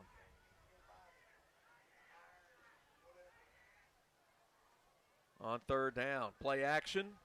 Red Atkinson all the time in the world to throw, finds Riley Myers at the 45 in Yellow Jacket territory, and he's brought down at the 43. Good job, Atkinson. He actually had Watkins coming early, and I thought that was the same play they scored on Watkins earlier. A.J. Wilson made the tackle, and there was something said between Myers and Wilson, I think, right after the play, and the flag came out. Yeah, I saw the flag come out and knew it's something. We got to – and it's going to be watch that. Yeah, it's going to be against Leake. But good composure by Atkinson on the play itself outside the penalty here. Thought he's going to rush a throw to Watkins because he had him coming across on the play they scored on a while ago, and looked back, came back to the second guy, Myers coming across, a little dig route, deep slant. After the penalty, the line of scrimmage is now the Rebel 42, and it's 1st and 25. All right, so we gained to the 44, 15, 16. Yeah.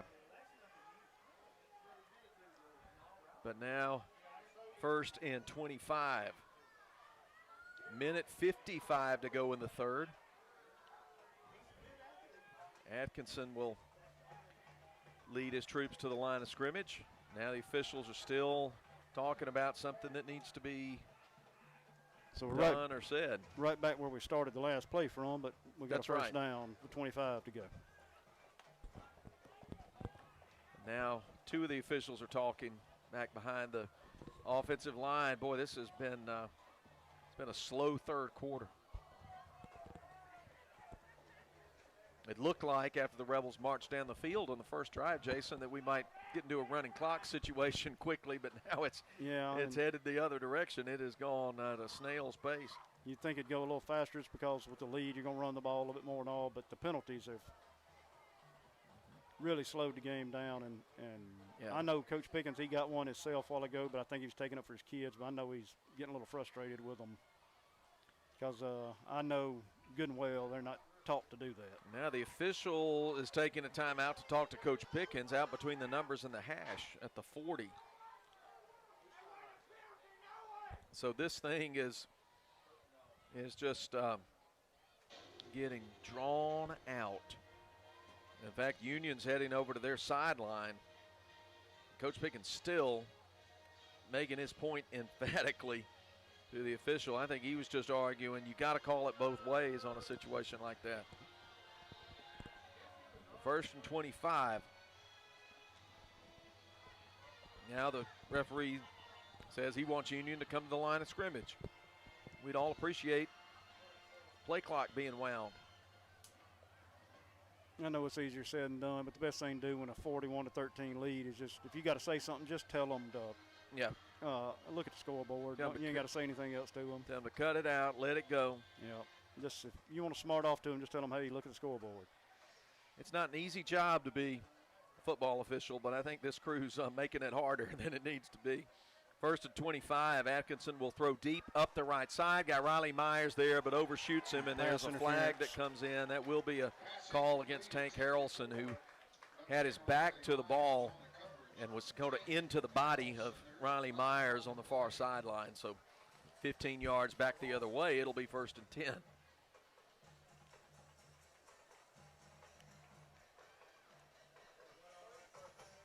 Now we're back right where we started That's from, right. and everything happened. So I'm trying not to think about that. That just adds to the sense of frustration of the last 15 minutes or so of this ball game. we're actually going to call it first and 9 somehow. Okay. I don't know. Somehow first and 9. Here we go. Whit Welch takes the handoff following blockers across the 40, the 35, and tripped up at the 34. That's going to be very close to the sticks. Good carry there by Whit Welch and Eli Rigdon on the carry. Guess we're going to give him 8 because he didn't get the first down. It was first and 9. So. Second down and 1. And now an official timeout. More's got to be done or said. And it's welcome to the Frustration Bowl of this third quarter with 1 minute and 8 seconds to play. That's the measurement. Okay. And they say you got it by the nose of the ball. First down. So give him 9. And you hate to see the game kind of getting this way because look at the crowd here. People from Union, Leake Academy, and huge crowd here tonight. Yeah. Since the public and private schools started playing each other, I'm glad to see we're playing local schools like this. And I'd have loved to have done it back when I was coaching, and we kind of talked about it and just never worked out. But yeah, and I think wherever it's been done, it's been a positive, and it's certainly been a positive. There's been so much good expectation and build up to this game. First and 10 from the 34. Welch will go to the left, turn it upfield, get a healthy gain inside the 30, marked at the 28-yard line, so he gets about 6 on first down. Carlos Hickman made the tackle, along with Devarian McDonald. mark it at the 26 or 27? They mark it at the, looks like they marked it in down at the 27. Call it 27, yeah. So he got more than I thought. Second and 3 from the 27. And the play clock's about to run out in the Rebels, but they get the snap off quickly, but now whistles blow. I think call a timeout or something. Union calls the timeout with 4 seconds to go in the third quarter. And, okay then, that's probably a fitting way for this third quarter to end. Yeah, timeout with 4 seconds left. Yeah. This has been a third quarter to forget apart from the opening drive. Yeah, it's been pretty ragged, but Rebels still lead it 41-13. You know, it's fun to see a band at a game now. You don't see it much in high schools anymore. So I mean, yeah, Union brought their band. Yep, and they're good. Union has been in 2A the last few years, moved up to 3A this year, and they are expected to be a contender in Region 5 of 3A. There's some against Southeast Lauderdale, Forest, Morton, Enterprise, Clarkdale. Yeah, Union's had some good teams in the last few years. Brad Breland, of course, now at East Rankin. Known Brad a long time. We were at state together and did a good job over there coaching Mississippi High School All-Star game, in fact. Second and 3. Welch takes the handoff, cuts it up the middle, hit, spins, turns around, falls ahead. That's a Central Mississippi Animal Clinic first down on the final play of the third quarter. Rebels lead at 34-13. We'll be back after this as Rebel football continues. Wendy's only makes one kind of breakfast, your new favorite one. How do we do it? With fresh cracked eggs, oven-baked bacon, and flaky croissants. You know, the things your old breakfast wasn't doing. So toss that old news and its soggy eggs somewhere useful. and get to Wendy's, where the sausage, egg, and Swiss croissant, bacon, egg, and Swiss croissant, and honey butter chicken biscuit are just 2 for $4. Choose wisely. Choose Wendy's 2 for $4. Limited time only. Single item at regular price. Price and participation may vary at U.S. Wendy's. He's headed to the end zone. The Junction and Prince Oil Fuel Champions. As you travel to the game, shop and fuel with people who are invested in your community. 60 years of fueling Central Mississippi and champions like Leake Academy. Locations are all over Mississippi. Carthage, Philadelphia, Oxford, Ridgeland, Scuba, Louisville, Newton, and Union. They also do catering. So be sure to put some Junction in your next function. It's the Junction and Prince Oil.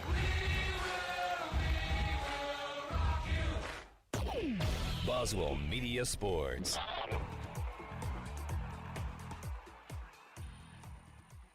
Welcome back to Thaggart Field in Madden. Leake Academy on the march again.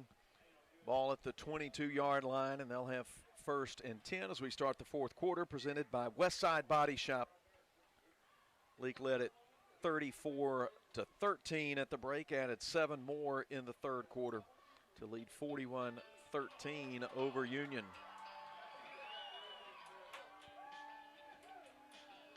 Whit Welch in at running back.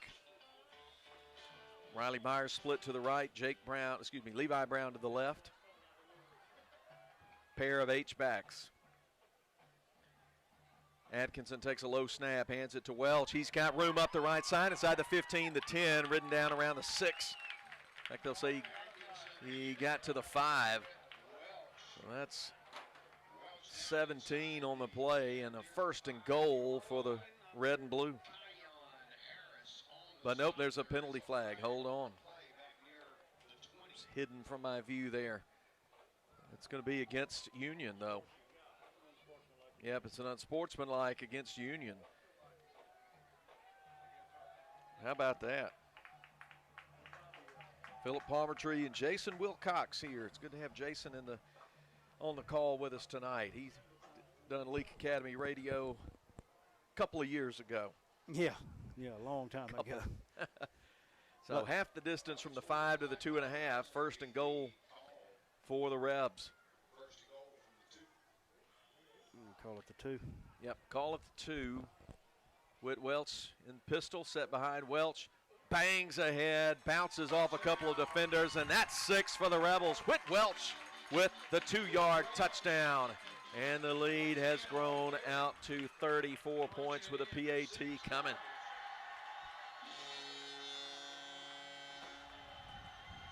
Touchdown, Whit Welch. Cole Arthur out to kick the extra point. It's 47-13.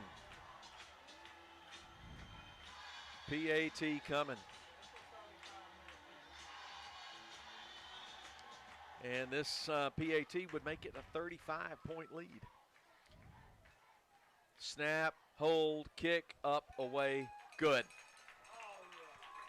11:42 to play in the ball game, and it's 48-13. Rebels ahead. We'll be back with the Moore's Pharmacy kickoff after this.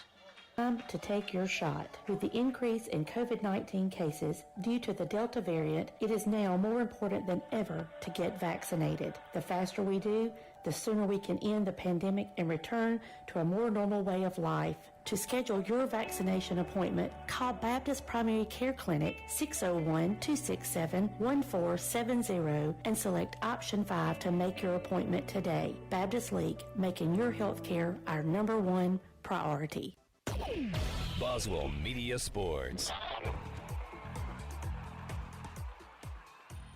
The Rebels have just added a Trend Health and Rehab touchdown in the first minute of the quarter, and the officials have just given the indication to us up here in the press box to run the clock. And so the clock is running with the Rebels up 35 points, 48-13. Cole Arthur will bring us the Moore's Pharmacy kickoff. He's got the ball set right in the middle of the field. And here he comes. Swings the leg, end over end kick, deep. 8 yards deep into the end zone, right about where he puts it every single time it seems. Only once or twice tonight has he left it short. But on one of those first half kickoffs, Kenyon Clay of Union got it and ran it back 99 yards for their first touchdown. That seems like a very long time ago. Fourth quarter presented by Westside Body Shop. Clock running under 10 and a half minutes. And it is Udarian Hickman, the freshman, back in at quarterback, filling in for the injured Kenyon Clay. Got one receiver to the left, two to the right. And pistol formation. Carlos Hickman, the running back. Carlos Hickman will take the handoff, follow along the right side, get hit a couple of times, but get some positive yardage as Ethan Dunn and Nick Gamillion made the tackle. A good gain of 5 on first down up to the 25. And Union will assemble quickly at the line of scrimmage and try to snap it in a hurry. Now they'll do the quick count. Hickman will look into the sideline to see if the play changes. They reset the running back, takes the snap, hands it again. Carlos Hickman lowers his head, drives up for not much. Did he get anything? I don't think he got anything. Getting out of the pile was Ethan Dunn and Joseph Scott.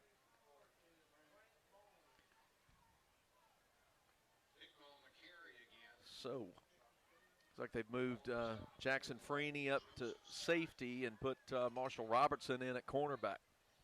Riley Myers out of the game. 3rd down and 5 for the Yellow Jackets. Clock rolling to 9 minutes to play. Play action. Hickman throws and incomplete. Looking for a quick pass to his slot receiver on the right side, but nothing there. I couldn't tell who got a hand on it. Somebody. Yeah, ball was tipped. At the line. Good job of the line getting their hands up. Ethan Dunn coming out of the game. Trying to see who's took his spot. I'll give the little running back from Union credit. He hadn't quit running. He runs hard. He's just run straight ahead, taking a lot of licks, and he's administered a few as well. 4th and 5, punt situation now for Union. Now it looks like they'll bring out Jenkins for the punt. They've been kind of feast or famine on their punts. They've had a couple of shanks and then a real good one. Jackson Freeney standing at the LA logo at midfield. They finally get their personnel in. They have run out of play clock. They ran out of it about 3 seconds ago and finally gets called. So they'll have to go back 5 yards before they punt. I think the field judge won't give him the benefit of the doubt, but if he could hurry up and snap it, but just hurry up. If you can get it sometime around that, but at some point I got to pull this thing. You got to throw it sooner or later. Clock running, 7:40 and ticking. Rebels up 48-13. They're on their way to a 3-1 record and a win in this matchup, first ever matchup with the Yellow Jackets from Union, just 17 miles away. 4th and 10. Jenkins takes a snap, low kick, hits at the 40, takes a Union bounce out toward the boundary on the far side, and it'll be down to around midfield. It may have gone out of bounds before it was down. Let's see where the officials walk it up to. And they're going to put it right at the 50. So the Rebels will start there, and I see some guys coming off the bench. See Ben Jackson out there. I see Garrett Joyner out there on the line trying to get all the new names and numbers in there. Tanner Johnson. It's everybody. Yeah, Tanner Johnson on the offensive line. I think 72. Cooper Lane Darby out there. Got Camden Marble in at wide receiver. And I think Charlie Brantley is going to take the snap here. Brantley takes a high snap, bobbles it. Ball's on the ground. Scramble for it. We'll see who's got it. Looks like the Rebels get it. No, it's going to be Union recovering the fumble. I think it was big Jacoby McGee falling on it for the Rebels. So bad execution on the first play with the backups. Yeah, the youngsters get in, get a little excited, a little high snap. Charlie couldn't quite get the handle on it there, but you were talking about a while ago about Union being 17 miles away. You know, game special, some of the kids that live over that way, especially Whit Welch, he's he knows probably everybody on that other sideline. I think his granddaddy's been the mayor over there for a long time. So just a lot of these kids do know each other. We'll take the break now. Heat timeout, 6:02 to play, 48-13. Rebels in control. Babe, you know you're not a spring chicken anymore. And what's your point? You know you'd fit in real well at QC Supply. QC Supply already has a friendly and knowledgeable staff of professionals. Plus, they carry a variety of poultry equipment, parts for new houses, retrofits too. See, you know all of that, but you still forgot the most important qualification. And that would be? You've always been a real chick magnet, and that'll make things easier on you. How does chicks flocking to me make my life easier? Because you can only go so fast with your walker. QC Supply, your one-stop shop for everything poultry, located at 2633 Highway 35 South in Forest. Chick Magnet. Boswell Media Sports. Playing out the final 6 minutes here in Madden. A lot of new faces on the field. Dennison Adams, John Riley Sanders, Marshall Robertson, Camden Marble, Charlie Brantley, Dylan Massey, Dylan Jones out there for Leake. We'll get a couple of others as we spot those clean uniforms out there. Handoff from Hickman, and hidden in the backfield. Nice lick there by Dylan Jones, the junior linebacker, with a tackle for loss back to the 49.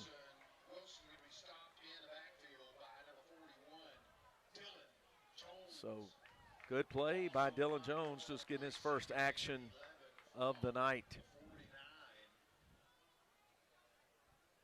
2nd and 11 for Union. 3 wide outs in the formation.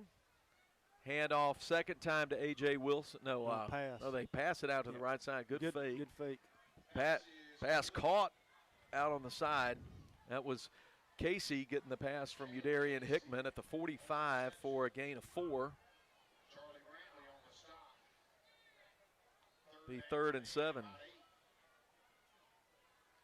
They'll bring Jake Adams out of the game. Rebels nearly jumped offside there. 3rd down, plenty of time on the play clock. Hickman gets his signal from the far sideline. 4.5 minutes when the ball snapped. McGee hit it, and he is smacked by Tanner Johnson. Tanner Johnson knifing in there and stopping him right, back to loss on the play, back to the 47. Seeing John Donovan get into the game along with Cooper Lane Darby. Tanner Johnson comes out to some applause after the TFL. 4th down and 9, and Union will go for it. Be under 4 minutes to play when the ball snapped.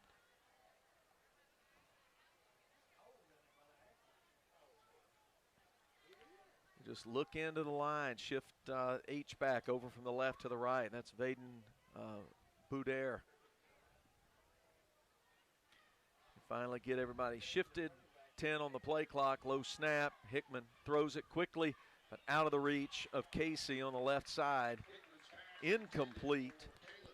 Camden Marble was in coverage for the Rebels. They'll run Carter Walsworth in now, and well, in fact, it's the offensive unit running in. That was turnover on downs, and that'll give the Rebels the ball right near midfield. Good job by the little nasty bunch right there. The young kids getting in that don't get to play a whole lot and do the scout teamwork and all that, but a heck of a job right there. Good series there. The Rebels' second offensive unit will be in there. Cameron Howell in at wide receiver. At running back is Lucas Thomas. Charlie Brantley will be taking the snap. Looks like Braden Hall in there at H-back. Walsworth, the center. Snap it back, high snap to Brantley, hand off to Thomas. He'll get wrapped up around the waist and slung down after a gain of a yard to the 48. 2:40 and counting. The Rebels will again shuffle some more personnel out. They'll send out Dylan Jones, who will be at running back. So I expect Dylan Jones will probably get the handoff here. 2 wide outs to the right, 1 to the left. H-back on that right side. Handoff will go to Dylan Jones. He's across midfield, and he's hit on the hip and brought down at the 47. Will leave the Rebels with 3rd and short. Tackle by Cameron Hickman. So 3rd down and about 3. Rebels get to the line quickly. 2 minutes to play. Snap to Brantley. Handoff Jones straight ahead. 1st down to the 40, and he's tripped up at the 39. That's a Central Mississippi Animal Clinic first down. A good burst through the middle. Jones will come out, and Lucas Thomas will take his spot. Got to see this set in the final minutes of the game last week at Starkville Academy, and it's good to see it again because it means you're ahead. Yeah. Handoff Thomas, and Lucas Thomas will carry the pile forward, push ahead, cross the 35 to the 32. It's a gain of 8 on first down. Well, I'll mark it a little short of that. 7, they'll say. There were a lot of Union defenders. Carlos Hickman, one of them, along with Jermaine Pickett. Second down, 3. Handoff goes this time to Camden Marble. He will push it to the right side. Break one tackle. And then he's hit once, twice, goes down at the 26. And that's a Central Mississippi Animal Clinic first down as we play out the final 55 seconds of tonight's ball game. Stay with us for the Piggly Wiggly of Carthage postgame report. And we'll talk about what happened here tonight and look at the scoreboard. Brantley takes the snap, hands it again to Marble. Camden Marble straight ahead, dragged down by Cameron Hickman.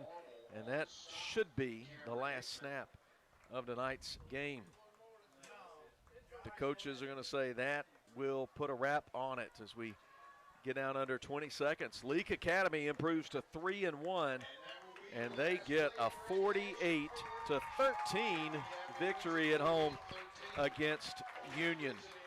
Stay with us for the Piggly Wiggly of Carthage postgame show after we take this break. Back with more Leake Academy football coming to you from Boswell Media Sports. Can't you just taste that seasoned, hot, juicy char-grilled to perfection steak? Yeah! I bet you're already on your way to Lee's Steakhouse. Of course, the menu is available with plenty of tasty choices, from fried crawfish tails to shrimp and grits, and house desserts to top it off. Open every Thursday, 4:30 to 8:30, Friday and Saturday, 4:30 to 9. Lee's Steakhouse, voted top 5 Mississippi's best steak. Highway 21, just south of Sebastopol. Time to ride, boys. Are you a safe driver looking for an auto insurance company as reliable as you are? If so, Mississippi Farm Bureau might just become your favorite place to get auto insurance. In fact, you're why we created Fave Rates. Great new rates with the same great service. To find out if you qualify for Fave Rates, call your local Farm Bureau insurance agent today or get a free quote online at favrates.com. Mississippi Farm Bureau Insurance. Go with the home team. Call Rick Dowdy, Ronnie Shepard, Mike Mayfield, or Casey Atkinson at 601-267-4585.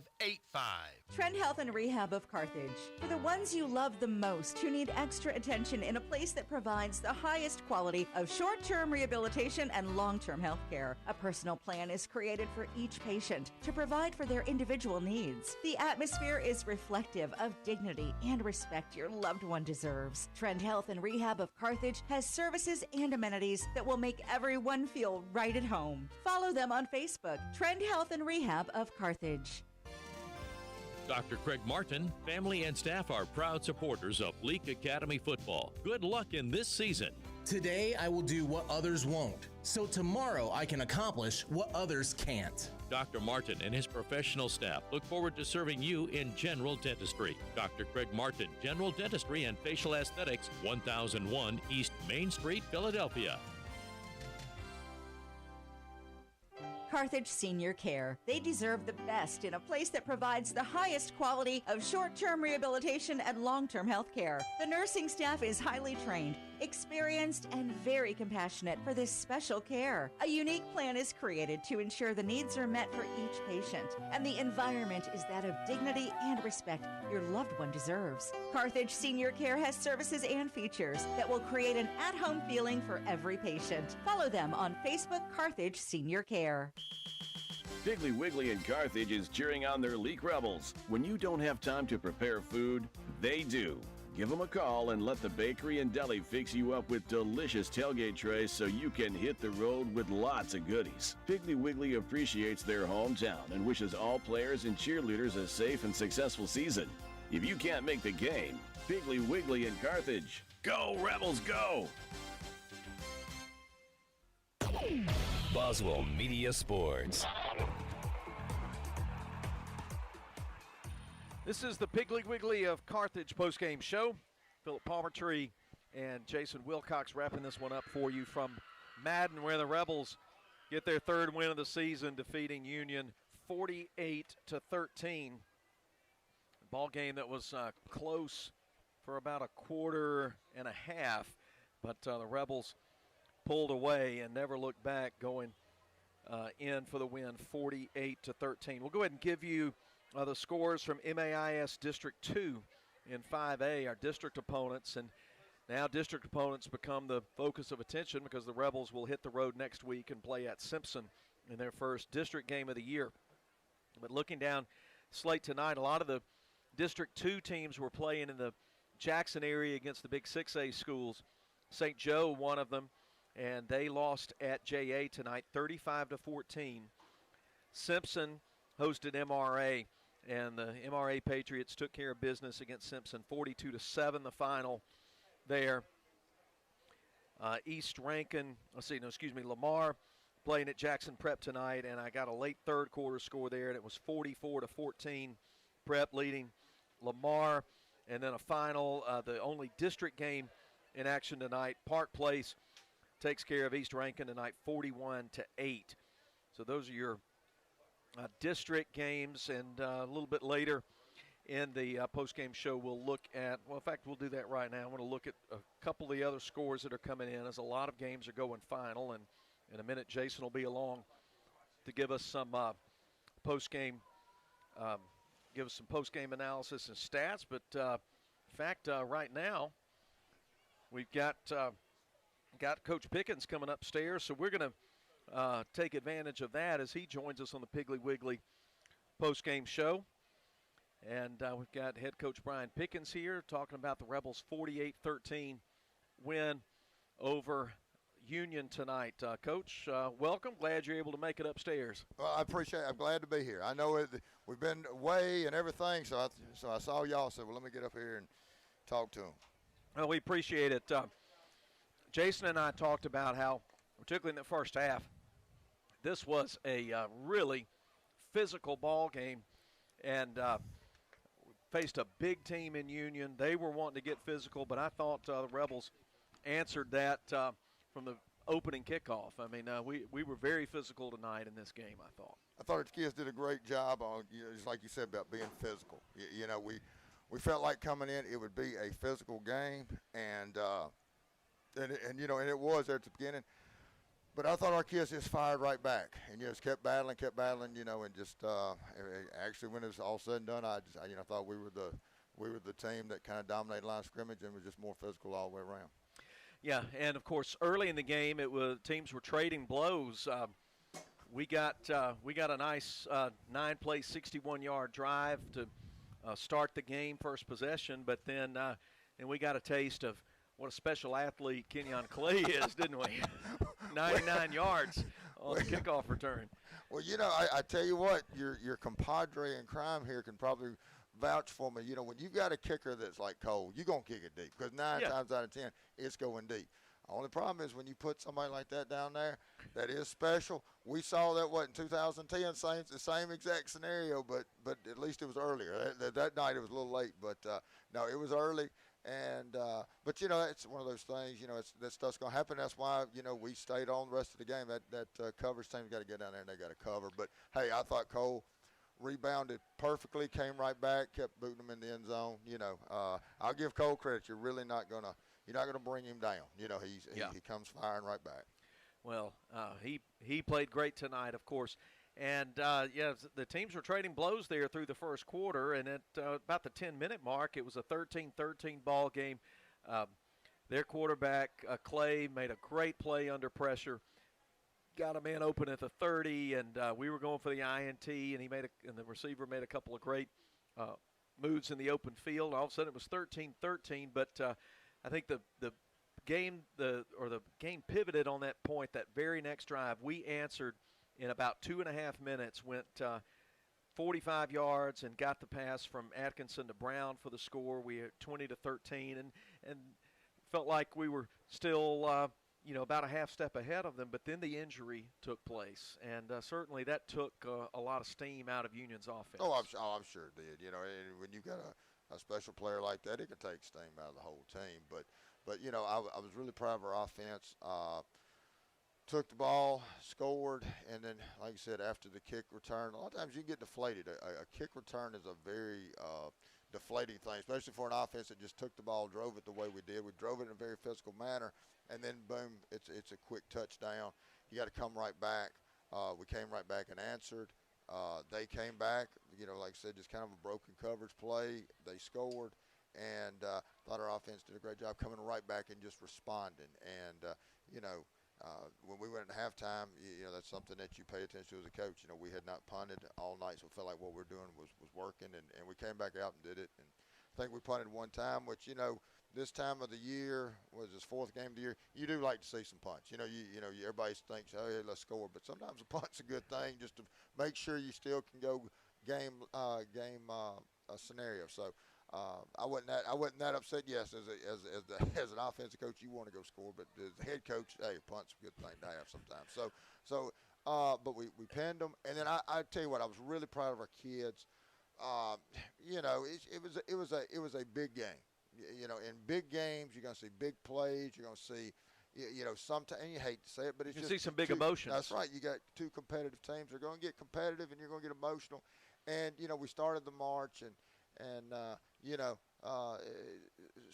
sometimes I should know better. But anyway, but I got them on down there. I helped on that, so even the kid that the nice thing about the kids don't have to worry about me being mad about them getting to 15 yarders because I helped out. But the thing was, hey, they got the ball on the 5, inside the 5, something like that. Four straight downs. Our kids held them out. So I thought that was a big time. Stand for our kids, and then we drove it straight out. And now that may have been the drive we punted on. I can't remember. It might have been the drive we scored on. I can't remember. But if we scored, I think we went from 95-yard, touchdown drive. But like I said, I was really proud of that goal line stand, and then like I said, the way we moved it out of that hole. Yeah, and Jason and I thought in the first half, of course, it was obvious. And you've been around for a while. We know what to expect from you. We're going to run the ball, and we're going to establish that. And what we thought was interesting was that 2 H-back formation. That not only how you were able to run out of it, but how in the second quarter that opened up the pass too. Yeah, well, we had never seen them walk up and go man like that. I'll be honest with you. They had tried to overload the teams we had seen, and we've got we're really blessed. We got Aiden Watkins. Look, everybody played good, but you talk about this H-back. Gavin came to us and he freed us up. Aiden was our H-back last year and did a phenomenal job. One of the smartest football players you'll ever see. You can tell that boy's something, and he's going to line up right, and he can just about get everybody's line. He's very intelligent, and so from there, when Gavin comes in, he's an excellent H-back himself. Well, it freed us up to put Aiden at tight end and wide receiver, and so this week we just looked at it and said, hey, why not utilize him some? Let's kind of even some things up. And I thought it did great for us tonight. And I was excited we did it, and I'm glad it looked good for us. But you're right, it did open up the passing game. They tried to walk everybody up, and then that's kind of what opened up Aiden's big touchdown down there. So we're in control to half, and move on to the 48-13 victory. And so I know it's a very satisfying thing, and now attention turns to district play from here. That's right. Next we got a huge game down at Mendenhall. Go down to Simpson. They've got a new coach, Coach Mangum, who was actually at Wayne. Coach Mangum, years in the public school, had a lot of great years there. Wayne County is probably one of his more notable places. Won state championships down there, and then he wound up retiring and then went to Wayne Academy. Really got that program back going where it used to be, and I like Coach Mangum, and I told him, I said, I hate you went to Simpson, because he does a really good job with the kids. He gets them going. He's one of those guys. He's gonna make his kids physical. So it's gonna be a huge game for us. But we talked about it as we started the season, we felt like all our games were going to be big. You know, where we've gotten to, like I said, this game right here. You know, we didn't make a big deal out of it, but now, so I will kind of say this. You know, it's kind of a historic game for us. You know, the first time that we have played a school outside of our association, and you know, I was proud. You know, wound up like it did, but you know, I thought our kids really treated us like a big game. You know, because you know, we felt like, you know, wasn't titles or rivalry done on the line. It was just, you know, hey, we wanted to you know, we wanted to prove ourselves out there, and you know, in the state, and I thought our kids did a great job of it. And so now we turn our attention to another huge game, you know, and we just take those one at a time. But with Simpson Academy, they got a great tradition down there. Won numerous state championships. We've been in the district or played them for years and years, and you know, it really kind of got to be a you know, friendly rivalry, and so, you know, we have a lot of respect for those guys, and we know that, you know, we better, you know, as I always say, you know, we'll watch our film in here tonight as coaches, and then we'll probably start looking at the Cougars, and probably a very busy weekend for us. Yeah. Coach, one more note before we let you go. It needs to be mentioned. We mentioned it early in the ball game, and an inspiring performance. So I'm not a big game and big emotions, but inspiring performance tonight from Joseph Scott, and that's hard to put into words what's going on in that young man's life today with the death of his father, and certainly our sympathies and prayers with all of them. But we particularly, boy, in that first couple of series, I kept calling his name. He was all up in there and pointed at the sky a few times. Yeah, that's right. You know, it's one of those things. You know, sometimes as a coach, you know, it can touch you, because, like I said, that you know, that's a huge a huge thing for a young man to have to handle. It's the worst day in your life. Oh yeah, yes, and for him to come out here, you know, but you know, it goes back to this whole group. You know, these boys. You know, I always tell them I treat them like my own, and I think they think of each other as family, as brothers, and you know. You know, I think it's just one of those things that, you know, it made him comfortable being with these guys tonight, and you know, you watch these kids from junior high grow up, and you know, they grow up, and they become young men, and for him to come out here and do that, that's, you know, it's just you know, just something grown men have to, you know, will do, and so like I said, it's one of those heartbreaking things. But you know, we'll be praying for him, and I want everybody listening, you know, just pray for that family, and but you know, JoJo's super kid. He has had a great season, and like I said, him to come out and do that, you know, just, you know. We'll remember this one for a long, long time. Well, congratulations to you and the Rebels on the 48-13 victory over Union tonight, and enjoy this one. But as you said, it won't be too many hours before eyes will be on that Simpson film, and we'll be getting ready for next week. That's to go right. down You there. know, you know, the problem with the football coaches, you get to enjoy these things about right now, and then, then you go on. But anyway, but I want the kids to enjoy it over the weekend, and then they'll get back going. All right. Well, thank you, Coach Brian Pickens, for joining us on the Piggly Wiggly of Carthage postgame show, talking about the Rebels' 48-13 victory. Thank you. All right, well, a couple of other scores before we bring Jason in, and we still we're going to talk, just hit a couple of stats, and we also got your in-person sports player of the game to present before we sign off tonight. A couple of other scores. We gave you the region scores. Raleigh over Taylorsville, big 44-13. 6A Brandon comes back and defeats Clinton 31-24. Pontotoc edges out Choctaw County 10-8. Madison Central 38 and Northwest Rankin 7. That's the final. We mentioned MRA beating Simpson 42-7. I'm just kind of scrolling down the app here. Starkville takes care of Olive Branch 38-7. And that'll do it now for the scoreboard. And you can check can check on Kicks96news.com and breezynews.com for more scores, courtesy of scorebook.com. Let's bring Jason Wilcox back in. Jason, it has been great having you on the broadcast, and let's point out a couple of really important stats from tonight's Rebel win. I appreciate it, Philip. I enjoyed it. I probably didn't do too well. I'm pretty rusty at this, and trying to keep the stats and watch the game and figure out what's going on is a little bit hectic, but I hope I did okay. But main thing tonight, of course, is like any games, dominate the line of scrimmage, and Leake Academy did that. They rushed the ball 43 times for 281 yards. Also completed 9 of 15 passes for 142 yards, 423 yards total offense. You'll take that anytime you can get it against anybody. Union had some big plays, the kickoff return and the long pass, but other than that, I don't know if they had a play over 10 yards. Great job by Leake again up front. They held them to 26 rushes for 43 yards, and they were 9 out of 15 passing for 78 yards for a total of 121 yards offense. And against a big, strong team like that, that's pretty impressive. I mean, they don't run anything fancy. They don't run wide and try to beat you with speed like JA and some other teams. They just line up with those big guys, say, we're coming at you with some big backs. And, of course, quarterback going out of the game, you never know what would have happened. But their back was a hard running back, but we hit him in the backfield most of the night and dominated the line of scrimmage like we talked about before the game. That would be the key and was definitely the key, just total domination both sides of the ball at the line of scrimmage. Yep.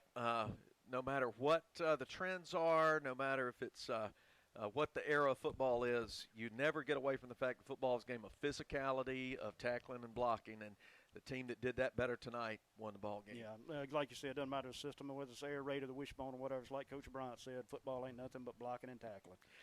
All right, well, that's a statistical look at tonight's ball game. We'll take one final break, and when we come back, Jason and I will name tonight's in-sports players of the game as the Rebels win 48-13. We'll be back with the final segment of the Piggly Wiggly postgame report after this. Sometimes life gets a little rough, and when it does, Performance Therapy is focused on highly individualized care. Owner Dan Young says no two people respond the same way to any form of treatment or intervention. No injury is the same, and no single treatment works across the board. Their therapists help people regain their physical function and mobility. Whether you're recovering from a sports injury, stroke, orthopedic surgery, or you're suffering from chronic neck or back pain, they can help. Performance Therapy. Philadelphia, Carthage, Canton, Brandon, Gluckstadt, McGee, Florence, Raymond, Pelahatchie, and Wiggins. Repairing today's vehicles requires extensive knowledge, sophisticated equipment, and a commitment to repairing it correctly. You have the right to choose Carthage Collision Center for all your auto body repairs. At Carthage Collision Center, we perform pre- and post-diagnostic scanning during a collision repair. And come see us for spray and bed liners too. You don't have to leave Carthage to get proper service and repairs. Carthage Collision Center, Highway 16, Carthage. Bowers Furniture in downtown Philadelphia can make your kitchen dreams come true in 2021. Smart refrigerators, dishwashers, ranges, and microwaves make cooking easier and more fun than ever. GE makes large washer tubs and high RPM spinouts, so doing laundry with a new GE pair is faster than ever. Whether it's your kitchen or laundry room, Bowers Furniture and GE are your one-stop shop for all your appliance needs. Bowers Furniture, 319 Bird Avenue in downtown Philadelphia, serving you since 1953. Get top dollar for your timber and the least possible damage to your property with Welch Forest Products in Union. Professionals in forestry care, management, and cutting. Welch Forest Products provide final harvesting, pine plantation thinning, and site preparation and care. They buy land with or without timber. Welch Forest Products. Call Bo Welch at 601-774-8200. Welch Forest Products in Union. Timber! If you want to get the best in sportswear and gear, check out In Sports. In Sports, just off the square in Philadelphia, offers screen printing with personalized jerseys, t-shirts, and fanwear to support your favorite team. In Sports also has customizable vinyl gear for spring sports like baseball and softball, as well as plaques and trophies. Looking for sports equipment? In Sports has that too. In Sports believes in giving the best possible customer service with in-town deliveries. Get ready for this sports season with In Sports, just off the square in Philadelphia. Piggly Wiggly in Carthage is cheering on their Leake Rebels. When you don't have time to prepare food, they do. Give them a call and let the bakery and deli fix you up with delicious tailgate trays so you can hit the road with lots of goodies. Piggly Wiggly appreciates their hometown and wishes all players and cheerleaders a safe and successful season. If you can't make the game, Piggly Wiggly in Carthage. Go, Rebels, go! Boswell Media Sports. Final segment of tonight's Piggly Wiggly of Carthage postgame report as we look back at the Leake Academy Rebels 48-13 win against Union to improve to 3-1. Union falls to 1-2. They've got a game against Newton County back at the home stadium in Union next week. It's time now to name tonight's in-sports players of the game, and we named two of them. One of them we're going to name is Joseph Scott. Joseph, not only just because of all the difficulties that he and his family have been through today, but Joseph played an outstanding game. He was assertive from the opening series. He played with a lot of inspiration and effort tonight, Jason. He did, and he's also most of the night lined up across from the Pascal kid who's the college commit, So, that's a very good point. I had not thought about that. Yeah, he was lined up against him a lot, especially in the first half, and more than held his own, made a bunch of tackles in the backfield for loss, and if he didn't, he altered the play where they had to try to hit another gap. But, yeah, it's not just a sentimental pick. The kid played a heck of a ball game. He did. And so, second player, we talked about quite a few candidates. You could certainly justify giving out shirts to the entire offensive line, and they're probably going to get their shirts before it's all over with. But tonight we're going to go with Rhett Atkinson, the junior quarterback for L.A. He throws 4 touchdown passes tonight, all in the first half, and ran in another one in the third quarter as the Rebels put a lot of distance between themselves and the Yellow Jackets tonight. So good performance from the Rebel signal caller. Again, when you've got players like Cole Arthur that we talked about earlier, and Riley Myers and Rhett Atkinson, who've been playing for a long time and they play at a high level, it's easy to kind of overlook just the consistency that they give you each Friday night. Yeah, that's true. That's true. And like I said, a quarterback, you can't ask for any more than 5 out of 15, 9 out of 15, good completion percentage, high yards per completion with 142 yards, and then 4 touchdowns. Doesn't matter if you're throwing for 1 yard or for 100 each play. It's something. Then also to rush one in. But one thing in quarterback, a lot of times gets a lot too much credit, too much blame. But like you said, the consistency. The number one thing, my son's playing junior high quarterback as an 8th grader, and I told him before the first game, I used to coach quarterbacks, son, the number one thing to do is catch the snap. You don't realize how hard that is to know you're going to throw the ball, but you still got to catch that snap. And not all of them are perfect. Some of them are rolling to you. Some are a little high and all that, but you got to catch snap. And they did that tonight. We had the one turnover. That's when we brought in the younger boys, and it was on a high snap, if you notice. So great job. No turnovers. No alignment problems, going the wrong way, stuff like that. So real consistent game out of the quarterback tonight. Congratulations to Joseph Scott and Rhett Atkinson. They are tonight's in sports players of the game. And that'll do it for us in tonight's Piggly Wiggly of Carthage postgame report. Jason, again, thanks for being a part of it. I hope you come back and do it again. And we appreciate all the folks with Boswell Media Sports who make this happen. Our producer, director, Breck Riley, who many hours away coming back from a long ball game tonight. And for Brian Montgomery, who does a lot of our editing work, along with Laura Beckham. We appreciate Lisa Moore, Melissa Townsend, Johnny Boswell, everybody over there in Kosciuszko with Boswell Media Sports. And on behalf of all of them and of Jason, I'm Philip Palmertree, thanking you for listening tonight and wishing you grace and peace until we meet again next Friday night down in Mendenhall for a big game against Simpson. The Rebels win this one tonight 48-13, and we thank you for listening. Good night.